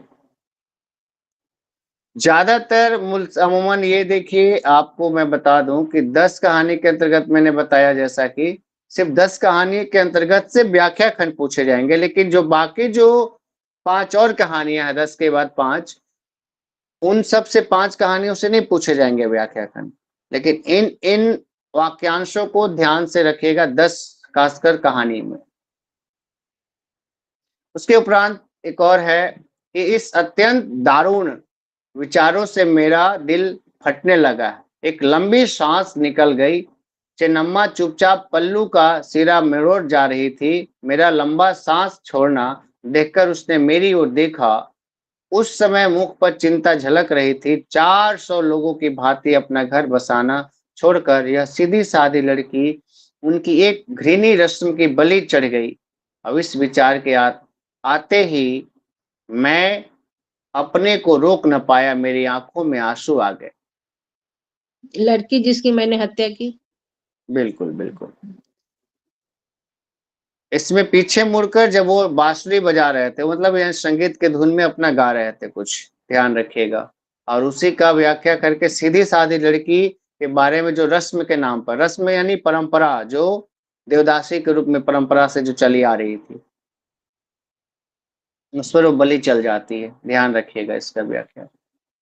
गांव के लोग कहते हैं, अगला, गांव के लोग कहते हैं कि जीवन का दिमाग फिर गया क्योंकि वह बड़े अस्त व्यस्त ढंग से जीता है। जीता भी क्या है, बस यूं ही रहता है। ऊपर से जो कुछ दिखाई देता है उसे देखकर एक के बाद एक बहुत से लोग यही समझने लगे हैं, कहाँ आज का फटेहाल जीवन और कहाँ आज से 5 साल पहले का तांबे की चमचमाती मूर्ति जैसा जीवन। कुछ लोग इसका रहस्य भी समझ गए और कुछ उनका विरोध नहीं करते, जो समझते हैं कि जीवन का दिमाग फिर गया है। लेकिन जीवन स्वयं इस बात का विरोध नहीं करता क्योंकि उसे मालूम है कि उसे क्या हुआ है। जीवन किस कहानी का पात्र है?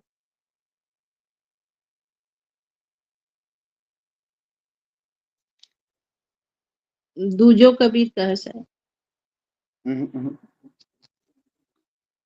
नहीं, दूजो कबीर का नहीं है।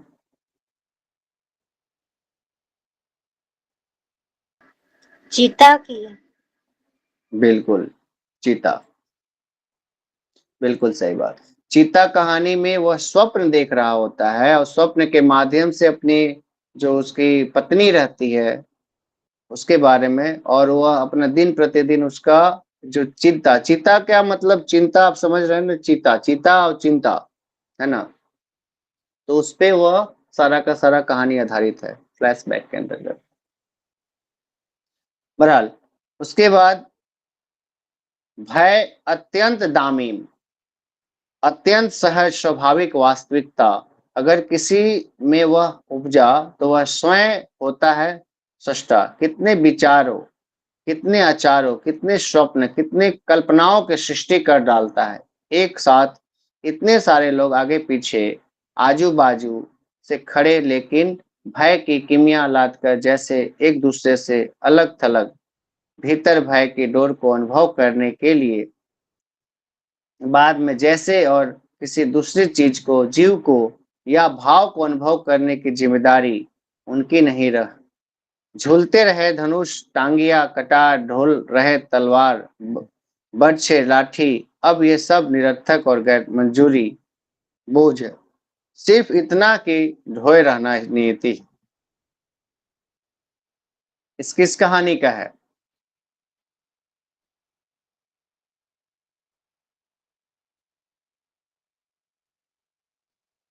याद नहीं आ रहा।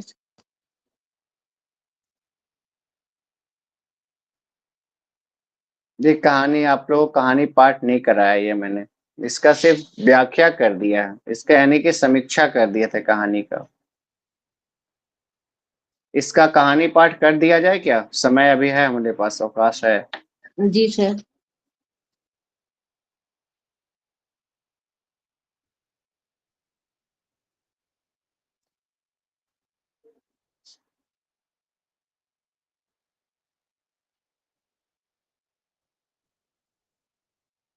चलिए आगे बढ़ते हुए हम कहानी पाठ कर लेते हैं। तब तक फिलहाल कुछ कुछ इसके अंतर्गत बता देते हैं, उसके बाद कहानी पाठ की ओर उन्मुख होंगे। तेलुगु के प्रगतिशील आंदोलन में कालीपट्टनम रामाराव के योगदान की चर्चा कीजिए और प्राणधारा कहानी की संवेदना पर विचार कीजिए। इस प्रकार के प्रश्न आ सकते हैं, हम ये नहीं कर रहे कि यही आएगा, इस तरह से प्रश्न बनते हैं। जैसे बघई कहानी की प्रतीकात्मकता पर प्रकाश डालिए। अब बघई कहानी में आदिवासी जनजीवन पर दास्तान है, विस्थापन की दास्तान है, पूंजीपति का दास्तान है, उस पर आप चर्चा कीजिए या प्रकाश डालिए। बाल मनोवैज्ञानिक की दृष्टि से ओ डरे चुरगन मेरे। अब देखिए, आपको यह कहीं नहीं लगता है कि ये जैसे जिस तरह से प्रेमचंद की कहानी है ईदगाह, बाल मनोवैज्ञानिक पर आधारित है अमूमन, लेकिन इससे जस्ट विपरीत है। उसी प्रकार जो 5 साल के बच्चा ईदगाह में किस तरह से एक 80 साल का करेक्टर निभाने को आतुर कर देते हैं प्रेमचंद जी, और 80 साल की एक बुजुर्ग महिला को 5 साल के करेक्टर में आने के लिए मजबूर कर देते हैं। बहरहाल, उसी तरह बाल मनोवैज्ञानिक पर आधारित यह कहानी ओ डरे चुड़गन मेरे उस पर आधारित है, जो कि प्राकृतिक पर पूर्ण रूप से आधारित है। इसीलिए मैंने कहा विपरीत। 5 पत्र कहानी पर जीवन दर्शन समझाइए। जीवन दर्शन इस तरह से जब हम यंग रहते हैं, व्यस्क रहते हैं, तो अमूमन अपने ही जीवन में धुन में खोए रहते हैं। बशर्ते जैसे-जैसे दिनचर्या या अपना उम्र का तकाज़ा होने लगता है, उम्र ढलान की ओर बढ़ने लगता है, ढलने लगता है, गलने लगता है, तब आप देखेंगे कि अलग-अलग परिस्थितियों में, अलग-अलग समयों में समाज की ज़िम्मेदारियाँ जो है, दिन ब दिन धीरे-धीरे, धीरे-धीरे, धीरे जिस तरह से हम लोग बढ़ते हैं कदम, आपके जो छोटे-छोटे घर के जो बाल-बुतरू होते हैं, धीरे-धीरे बढ़ने लगते हैं इस तरह से। अब आप जो है धीरे-धीरे ढलने लगते हैं, तो आपकी जो ज़िम्मेदारियाँ हैं, किस तरह से बढ़ने लगती है, उसका 5 पत्र कहानी का जीवन दर्शन बड़ा मार्मिक रूप में दिखाने का कार्य झा साहब ने किया है, हरिमोहन झा साहब ने। बहरहाल, उसके बाद टोबा टैक्सी कहानी के आधार पर देश विभाजन की त्रासदी का विवेचन कीजिए। अब स्वाभाविक सी बात है कि जब देश बँटवारा हो जाता है और वो पागलों की बात करता है, मंटो साहब पागलों का बात करते हैं और जो पागल जो समाज से कटे हुए धारा के और लोग हैं, उनके बारे में बताते हैं कि किस तरह से वो भी एक पागल व्यक्ति जैसे ही वो सुनता है कि अब पाकिस्तान में कि हिंदुस्तान में है उच्च स्थान और जैसे ही उसे मालूम चलता है ना वो पाकिस्तान में मरता है, ना हिंदुस्तान में मरता है। कितनी त्रासदी की बात है कि एक 2 व्यक्ति मिलकर, 3 व्यक्ति मिलकर एक ज़मीन का टुकड़ा बनाकर एक देश-देश का बँटवारा कर देते हैं और उसके बाद जो सदियों से जो रह रहा व्यक्ति जहाँ पर, उसकी त्रासदी क्या रही होगी। बड़ा दुखांत शब्द कह सकते हैं। जिस व्यक्ति पर बीतता है, वही इसे महसूस कर सकता है। विस्थापन की समस्या बड़ा विकराल समस्या होती है। चाहे वह सरकार के नीति या नियम के समय में चला जाए या वह अमूमन किसी कारणवश कहीं किसी और विस्थापित होना पड़े, बड़ा दुखदाई होता है। जैसे आजकल की कथाओं में आप देखेंगे या आजकल के जनरेशन में देख पाते हैं आप कि जो बच्चे होते हैं उनको अध्यापन के लिए किसी और देश में या किसी अन्य शहरों में भेजना पड़ता है और जब वहाँ के रहन-सहन में वो बच्चे लीन हो जाते हैं और वहीं के कल्चर को अपना लेते हैं और जब वहाँ पे बैक होना पड़े, उनको नौकरी-वोकरी मिलने के बाद भी जब उस गाँव में आना पड़े, तो कतई भी उनके माता-पिता को या माता-पिता पर के पास जाकर चाहकर भी वो सम्मिलित नहीं रह पाते हैं। इसका भी त्रासदी बड़ा दुखदाई होता है। आज कहानियों में भी आप यही मिलने को भलाई गर्व से कह देते मेरा बेटा विदेश में भ्रमण कर रहा है, विदेश पढ़ रहा है या यह कर रहा है, वो कर रहा है, लेकिन माता-पिता का क्या? वो कल्चर में ढल गए हैं। अब उनका भी बच्चों का भी कोई कसूर नहीं है।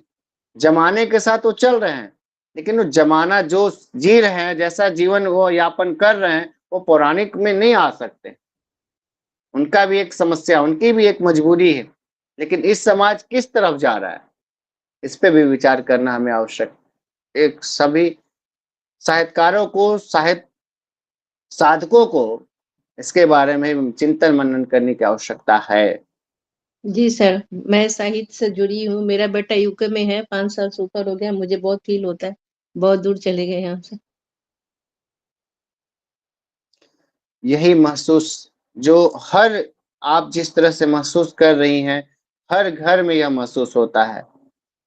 आपका मान लीजिए वहाँ पे विदेश में हैं और जो देश में रहकर भी अपने माता-पिता से कई वर्षों तक उनसे रूबरू नहीं हो पाते, वो महसूस नहीं कर पाते हैं। टेलीफ़ोन का वो ज़माना आ गया कि जिसे आप महसूस नहीं कर सकते। अब हम साहित्यकार और साहित्य सेवी को हम सबको इसका एक अलग कहीं न कहीं विचार करने की आवश्यकता है इस पर।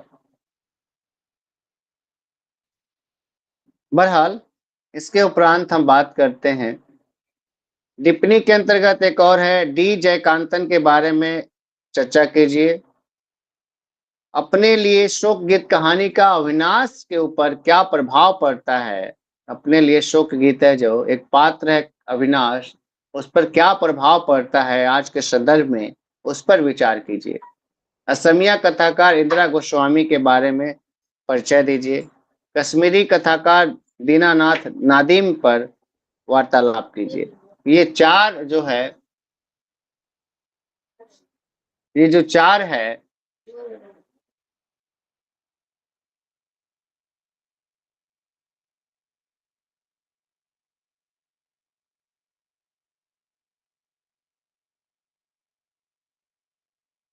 तो इसमें जो चार है, चार पर आपको टिप्पणी करने की आवश्यकता है।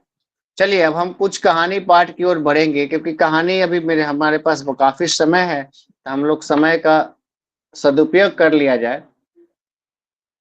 कौन सी कहानी आप लोग खुद बताएं कि कौन सी कहानी पे हम चर्चा करें। हालांकि उसका मैंने कहानी पाठ समीक्षा कर दिया, लेकिन उसके बाद भी एक दो कहानी जो बीच बीच में हमने सिर्फ और सिर्फ कथा वस्तु और समीक्षा किया था, जो कि आपको समझने के लिए सटीक है, लेकिन आप लोग बता दें ताकि हम उस कहानी के उन्मुख करेंगे।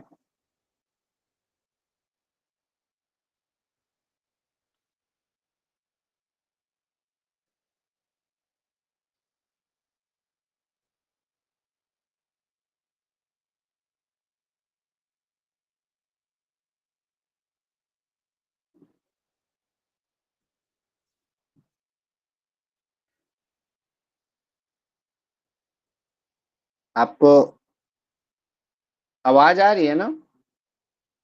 जी सर, आवाज आ रही। हाँ, तो बताएं आप लोग कहानी के बारे में, कहानी पाठ की ओर उन्मुख करेंगे। वही देख रही हूँ। प्राणधारा या बघई बघई, थोड़ा सा वर्ड इसका अलग अलग टाइप का है। बघई बघई या बेघई है? बघई, बघेई, बघई है। जी बघेई, जी सर। बघेई, बघेई जी उड़िया सर। भाषा का एक गोपी मंथन का नाथ जी का है, जो कि हमने आदिवासी पे इसको अध्ययन किया था, हम्म। कहानी पाठ। लेकिन अगर आप पुनः दोहराव कर रहे हैं तो पुनः दोहराव कर लेते हैं। जी सर। चलिए तो चलिए तो हम लोग बघई उड़िया जो कहानी है गोपीनाथ महंती जी का, उस पर हम चर्चा कर लेते हैं ना। 108।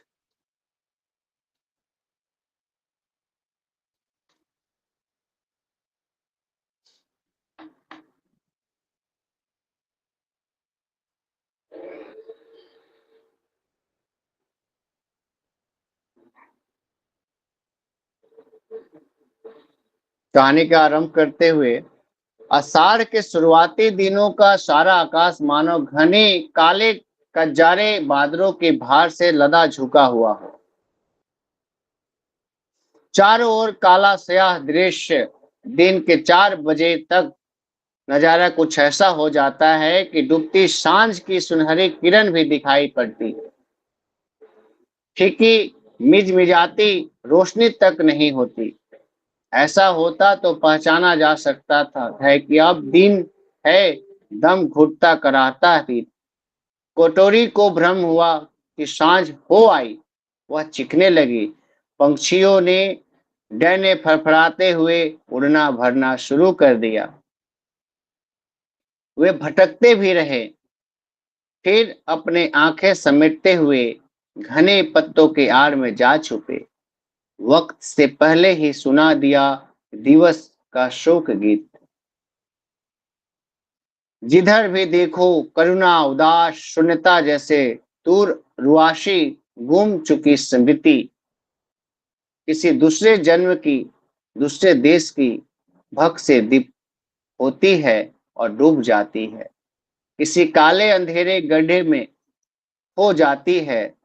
जैसे वे सब थी सुंदर मन भरी आशा, स्वप्न, प्राणता, और उसके स्मरण से ही बिखर जाती थी रोशनी। आनंद का रास्ता दिख पड़ता था, और अभी उस स्मृति के स्वप्न का आवेश तक मन में टिसता है। सब कुछ खोखला खाली, चारों तरफ सुनसान। थमी हवा में चारों तरफ लगता है जैसे कोई प्रतीक्षा है, लेकिन आशा की नहीं। कांक्षा की। जंगल पहाड़ के भीतर जैसे जगह जगह पर गांव बसे होते हैं, वैसा ही वहां भी था।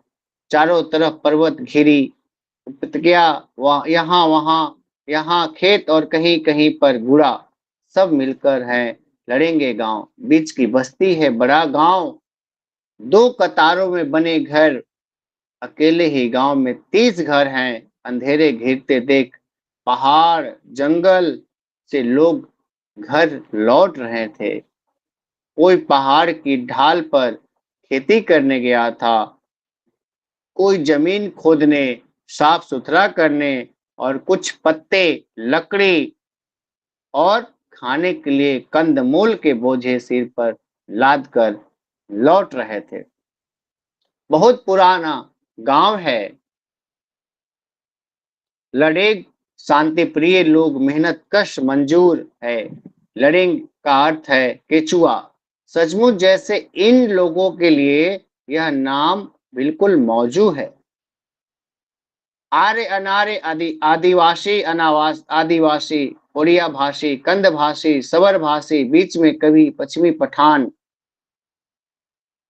अब देखिए यहाँ पे दो चार शब्द है आर्य अनार्य। जो आर्य अनार्य के संदर्भ में आप जानते होंगे कि जब आर्य लोग यहाँ के, वो आर्य आय, अनार्य, आर्य अनार्य। आदिवासी जो पौराणिक यहाँ के, उड़िया भाषी जो मूल रूप से उड़िया भाषी की बात कर रहे हैं, कंद भाषी जो उस समय की आंचलिक भाषा की बात कर रहे हैं, सबर भाषी मतलब वहां पे चर्चाओं के बीच में, यानी कि जो अपनी भाषा जो होती है, बीच में कभी कभी पश्चिमी पठान। पठान का मतलब जो मुगल लोग आए थे उसकी भी भाषा। अंग्रेजी राज की शुरुआत के दिनों में कभी अंग्रेजों ने लड़ेंगे गांव के कुनी माली पहाड़ की जटियल जगह पर गोरी पटलन की छावनी भी बनाई थी। देसी राजाओं और देसी लोगों से लड़ाई होती थी। ऐसे ही कितनी प्रकार के लोग वहां मिल गए हैं, रक्त से रक्त, निश्वास से निश्वास, रीति नीति से रीति नीति, सचमुच जैसे वह बुला लाई है। नाना प्रदेशों से नाना संस्कृतियों को यहाँ के पानी से सींचकर उन्हें पवित्र करने के लिए, जैसे गंगेच यमुनेच जल असीमा संधिन करूं, सबके एक हो जाने के बाद भी वहां की भाषा उड़िया ही रही। घर में हिंदू धर्म किसी से भी पूछो तो नहीं कहेगा हमारा घर कान्य कुज, हमारा घर लंका। यहाँ बात उसकी कल्पना में भी नहीं। वह कहेगा कि मैं लड़ेगिया हूँ, मैं लड़ेग का आदमी हूँ। अपनी मिट्टी, अपने देश के नाम पर कभी किसी ने उसका गर्व नहीं देखा। गर्व कहने से लगता है यह आदमी खुद को दूसरे से बड़ा मानता है। इस गांव के लोगों के साथ ऐसी बात नहीं। एक बार एक पढ़े लिखे सज्जन आए थे और सत्ते में या कि कहे मुफ्त में उन्होंने इनसे कुछ मक्का लेने की कोशिश की थी।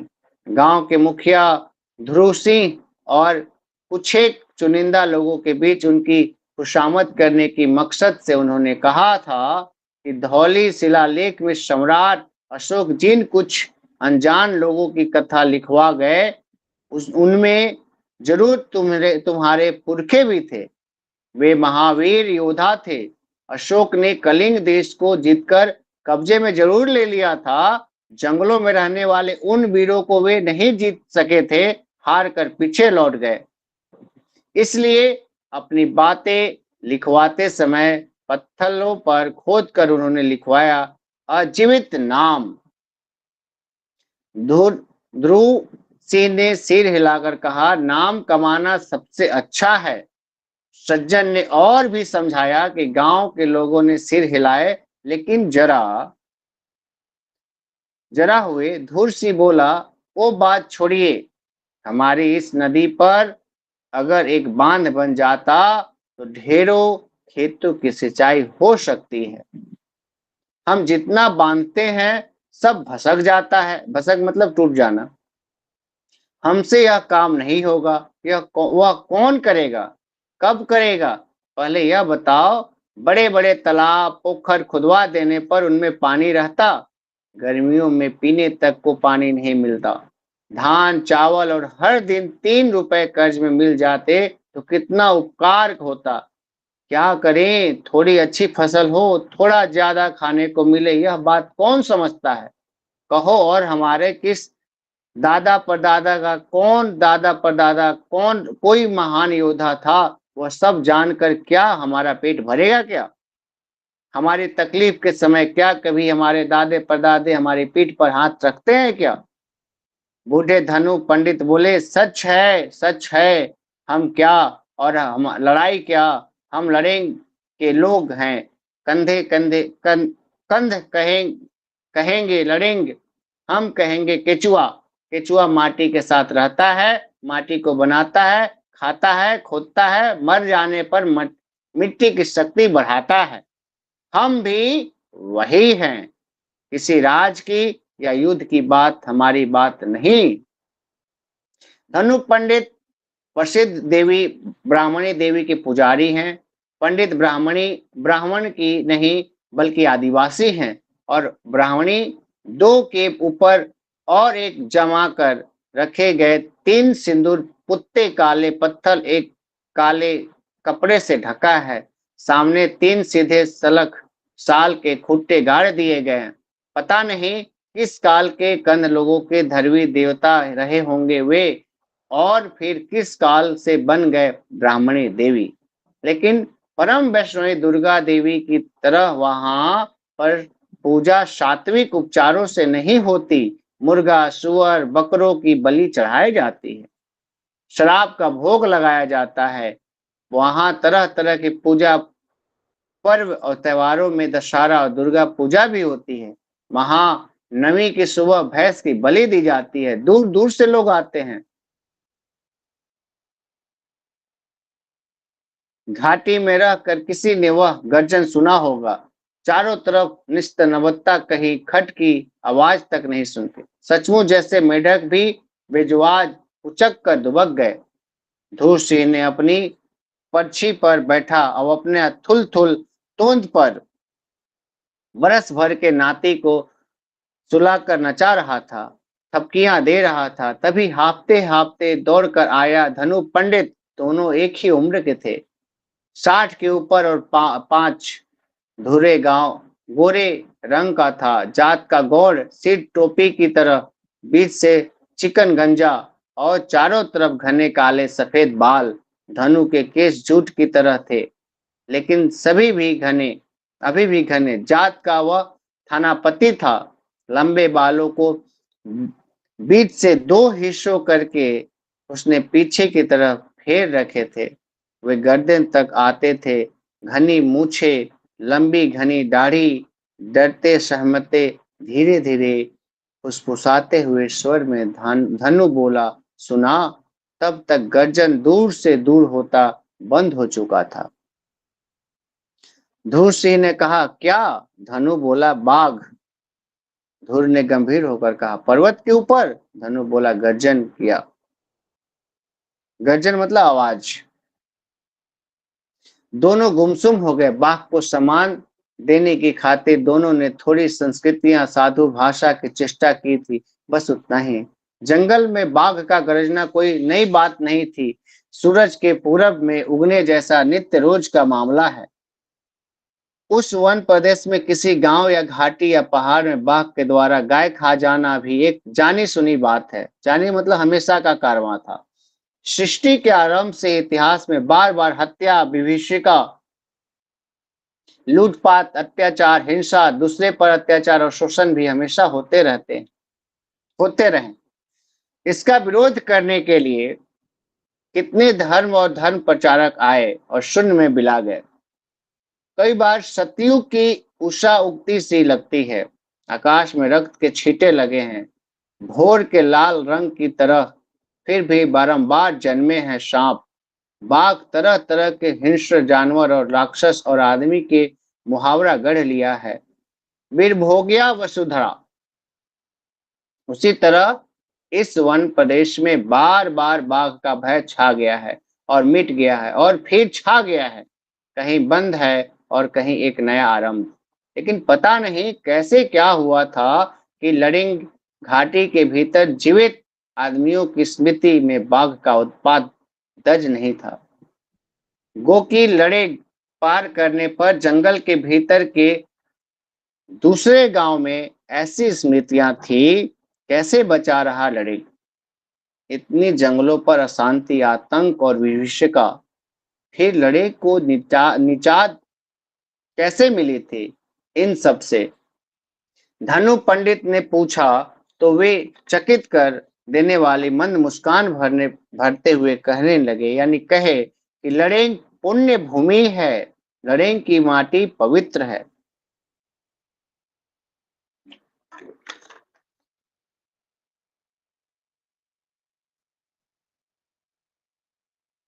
पुण्य भूमि इसलिए कि इस मिट्टी में मिल गया कि बलि चढ़ाए गए पशु पक्षियों का रक्त ब्राह्मणी देवी उनके नीचे के अनेक देवी देवताओं को पूरे साल भर सुअरों, बकरों, मुर्गों और कबूतरों की बलि दी जाती है। इस पुण्य भूमि में जितना निष्ठा से लोग धर्म का पालन करते हैं, दूसरी जगहों पर वैसा उग्र भाव, धर्म भाव दिखने को नहीं मिलता। लोग लंबे लंबे बाल रखते हैं, उपवास करते हैं, कई जटाधारी बन जाते हैं, जटा में बरगद के दूध की मालिश करते हैं, पेट के बल पर घुटनों पर या लंबे लेटकर घिसट घिसट कर देवनाथ की यात्रा करते हैं। पूरे बरस भर कितनी सारी यात्राएं, जीभ या पीठ को लोहे के कांटे से छेद कर की जाने वाली यात्रा, अपने को बिच्छू का डंक लगवाकर की जाने वाली यात्रा और आग पर चलने की यात्रा भी गाने बजाने के धूमधाम से तो पूरा आंचल गूंजता रहता है। लोग इतना धर्म कर्म करते हैं कि इसी वजह से तो देवियां खुश रहती हैं।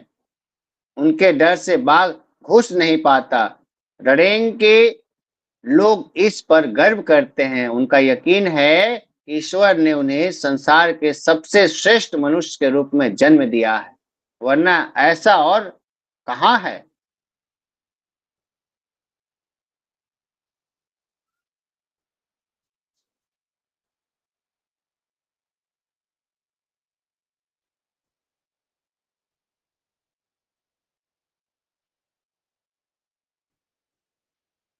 धार्मिक कारण के अलावा लोग फुसफुसा कर चुपचाप ढंग से एक और बात कहते हैं कि अंग्रेज के अमल में जिस वक्त पहाड़ के ऊपर बरगद के तले फौजी लोग छावनी बना रहे थे, तभी से अनेक वर्षों तक इस अंचल में गोरे साहब लोग बाघ मारने के लिए डेरा डालते थे और घूम घूम कर शेरों का शिकार करते थे।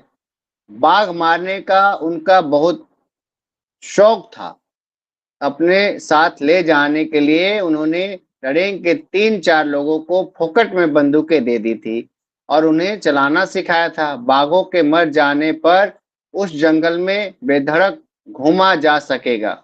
जंगल कर्मचारी, आबकारी विभाग के लोग, पुलिस कर्मचारी या दौरों पर जाने वाले कर्मचारी इत्मीनान से घूम सकेंगे। और व्यापारियों के लिए जो रास्ते खुल जाएगा। पुण्य भूमि लड़ेंग में बहुत दिनों तक ऐसा ही होता रहा था। बाघ का डर नहीं था। जहां मर्जी घूमे, जंगल के लोग द्वारा पहाड़ की ढाल पर या दूसरी जगह पर जंगल साफ करने उगाई गई हल्दी, कांदे की फसल, मिर्च, मक्का, जाड़ा, सरसों, असली कटहल, अनानास, केले, संतरे, ढेर ढेर इमली, अधिक पालू, महुआ, धूप, हर्रा, जो मर्जी कम से कम दाम या कि फोकट में ही बाहर ले जाओ और चढ़े दाम पर बेचो, मुनाफा कमाओ। क्योंकि न कि तो बाघ था न कोई बंदिश। और उसके बाद अचानक बाघ का गर्जन। उसके दूसरे दिन फिर डूबती सांझ की बेला में बाघ की दहाड़ सुनाई पड़ी।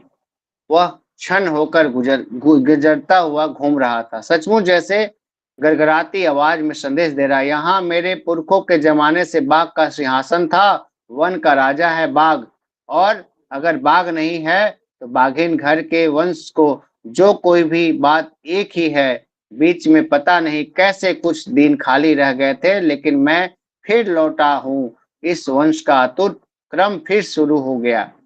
फिर सारी रात पहर चिल्लाते रहे सियार, सचमुच जैसे कि वह बाघ युवराज या बाघ युवरानी के भाट थे। लड़ेंग के कुछ लोग इस तरह से भी सोच रहे थे जैसे खुद धुर सिंह पहली रात को गजरते गजरते बाघ चला गया कहीं दूर, और फिर एक साथ अचानक सियारों ने चिल्लाना शुरू कर दिया, जैसे जान बचाने के लिए वे इस तरफ चीख रहे हो। चिल्लाना बंद हुआ कि जान गई। धुर सिंह अपनी पत्नी से बोला, सुना है, यह है जयनाद। मुझे बहुत डर लग रहा है जी। कोई डर नहीं, हमारी पुण्य माटी है, यहाँ बाघ का शरीर खट नहीं पाएगा, वे भाग जाएगा। और ये जो सियार है, कोई भी अनजान जंतु अगर अगर बाहर से आए और अपनी कद काठी चमक दमक से उन्हें डरा दे तो यह भी जय जयकार करने लगेंगे। मुर्गी के कलेजे भी से भी कमजोर कलेजा होता है सियार का, ये हमेशा से असल डरपोक है। सियारों का झुंड बहुत चिल्लाया। सारे जंगल में सचमुच जैसे सियार एक दूसरे के साथ प्रतियोगिता कर रहे थे। फिर चुप हो गए। रात बीती, धीरे धीरे बाघ के बारे में कुछ ज्यादा सूचना मिली। गीली मिट्टी पर उसके पांव के निशान देखे गए, उनकी माप ली गई। उन निशानों से पता चला कि विशालकाय बाघ है। उसके साथ दो छोटे छोटे बाघों के पद चिन्ह की पहचान हुई। अनुमान किया गया कि विकराल बाघिन उसके साथ उसके दो बच्चे। धीरे धीरे समय बीतने के साथ साथ गांव के कुछ लोगों ने उन्हें कहीं कहीं जगहों पर कभी कभार देखने की बात भी की। लोग अगर अगर जंगल में न घूमे, यहाँ काम न करे तो उनकी जिंदगी नहीं चल सकती। जंगल ही है उनका घर, लेकिन डर के मारे सतर्क हो गए। अब अकेले अकेले नहीं घूमते, दल बांधकर आना जाना करते। काम धान भी वैसे ही। बाघ का गर्जन सुनने के अलावा दूसरा कोई नुकसान नहीं हुआ। फिर भी तो पहले पहल गाय भैंस चरते हुए भटक जाती थी, फिर मिल जाती थी, लेकिन 3-4 दिन के बाद यहाँ खबर फैलने लगी कि पास की किसी जगह पर गुलाह घुसकर बाघिन किसी गाय का भैंस या बैल को घसीट कर ले गई। जब लड़ेंग तायका जैसे उसके आसपास बघई बघई व्याप गया, अर्थात बाघ मतवाला हो गया और अंधाधुंध खा रहा है, जैसे एक डर समा गया मन में। लोगों ने जानवरों पर बंदिश लगा दी, पगहे में बांधकर गांव में ही रखा। भूखे से भले उनके पेट में आग जलने लगी, फिर भी उन्हें खोला नहीं गया। जंगल जाकर घास पत्ते लाकर वे उनका पेट भरते रहे। बहुत लोग गांव छोड़कर कहीं दूर जाते, लेकिन इसके बाद शुरू हुई असल बघई। बाघ आदमी खाने लगा। बाघ घास नहीं आदमी खाता है, लोगों की जबान पर रची बसी हर युग की कहावत रही है। यह सभी को पता है, जैसे यह कि जहरीला सांप डसता है।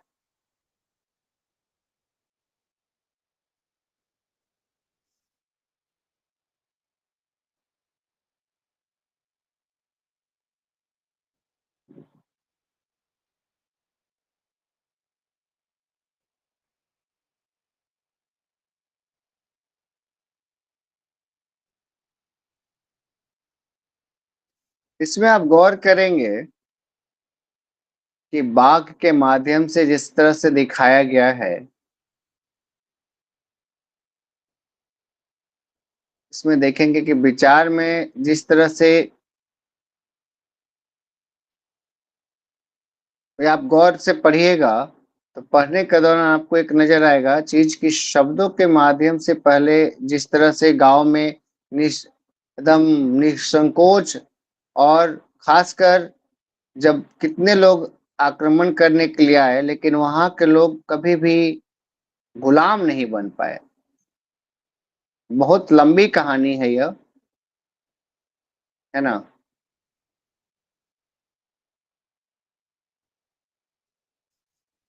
जी सर। उसमें आप देखिएगा कि कितना लंबी कहानी, लेकिन अंत के कहानी को हम दो चार अंत से स्टार्ट कर रहे हैं, दो तीन देखिएगा कि चैत महीने में जंगल में एक अनचभा हुआ कि परंपरा के अनुसार लड़ेक के लोग बाजा बजाकर इकट्ठे होकर शिकार करने जंगल में आ गए। इसमें आप देखते हैं कि काफी चीजें इसका व्याख्या खंड के अंतर्गत देखेंगे आप।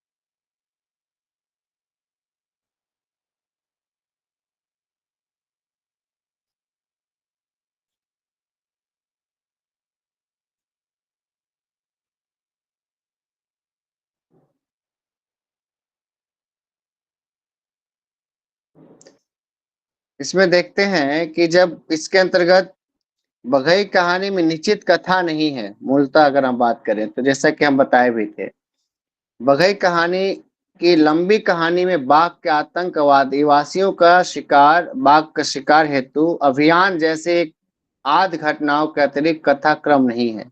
इसमें आप पढ़ेंगे तो कथा क्रम कोई नहीं है ना। लेकिन इसमें आप देखते हैं कि इसके अतिरिक्त पूरी कहानी में गोपीनाथ ने मंत्री ने बाघ का उल्लेख विभिन्न परिप्रेक्ष्यों में किया है। जैसा कि आपको बताया है, आदिवासी समाज बाघ के प्रकोप से आतंकित है। अब बाघ की उन्मत्तता के चलते चारों ओर यह भय दहशत में बदल जाता है, वातावरण में छा जाता है। अब इसी वातावरण के कारण इसमें गाय भैंस घसीट कर खाना शुरू प्रारंभ कर देता है, और उसका प्रचंड रूप यह धारण कर लेता है कि जब वह मनुष्यों को खाने लगता है। और आदिवासी, जैसे आदिवासी समाज के लोग बाघ यानी मनुष्य विरोधी शक्ति को मारने के लिए संघर्ष जीवन जीते हैं, असामूहिक प्रयास करते हैं, यथासंभव उसे चुनौती देते हैं, और सदियों में उनके मन में व्याप्त आतंक समाप्त करना चाहते हैं। अब बाघ केवल हिंसक जानवर नहीं है, वह स्वेच्छाचारिता का प्रतीक है, स्वेच्छाचारिता का भी प्रतीक है। दमन और शोषण के आधार पर आदमी पर आतंक बरसाने वाले शासक का भी प्रतीक होता है। कहानीकार ने बाघ की सार्ववाकिता और स्वाभाविकता को स्पष्ट शब्दों में चित्रित किया है। हर युग में हर जगह बाघ निकलता है, उसने शिकार किया। संसार में जितने दिनों तक मनुष्य नाम का प्राणी जीवित है, बाघ नामधारी जंतु जिंदा है। किसी न किसी जगह आदमी को बाघ खा ही रहा होगा। निष्कर्ष रूप में यह आएगा कि बाघ हर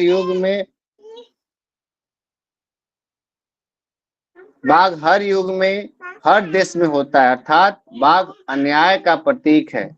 आदिवासियों ने उस बाघ का विरोध किया है जो मनुष्य समाज को अपने अधिकारों से वंचित करता है। यह अलग बात है कि बाघ का मुकाबला करने के लिए उनके पास पारंपरिक यानी कि परंपराओं के अनुसार अस्त्र या शस्त्र नहीं है। विजय के लिए सिर्फ उनके पास अदम्य साहस है। आदिवासियों के पास जो होता है, यह अलग बात है कि वह अंधविश्वास को आधार बनाकर रण क्षेत्र में पहुंच रहे हैं। यहीं पे कहानी समाप्त हो जाता है।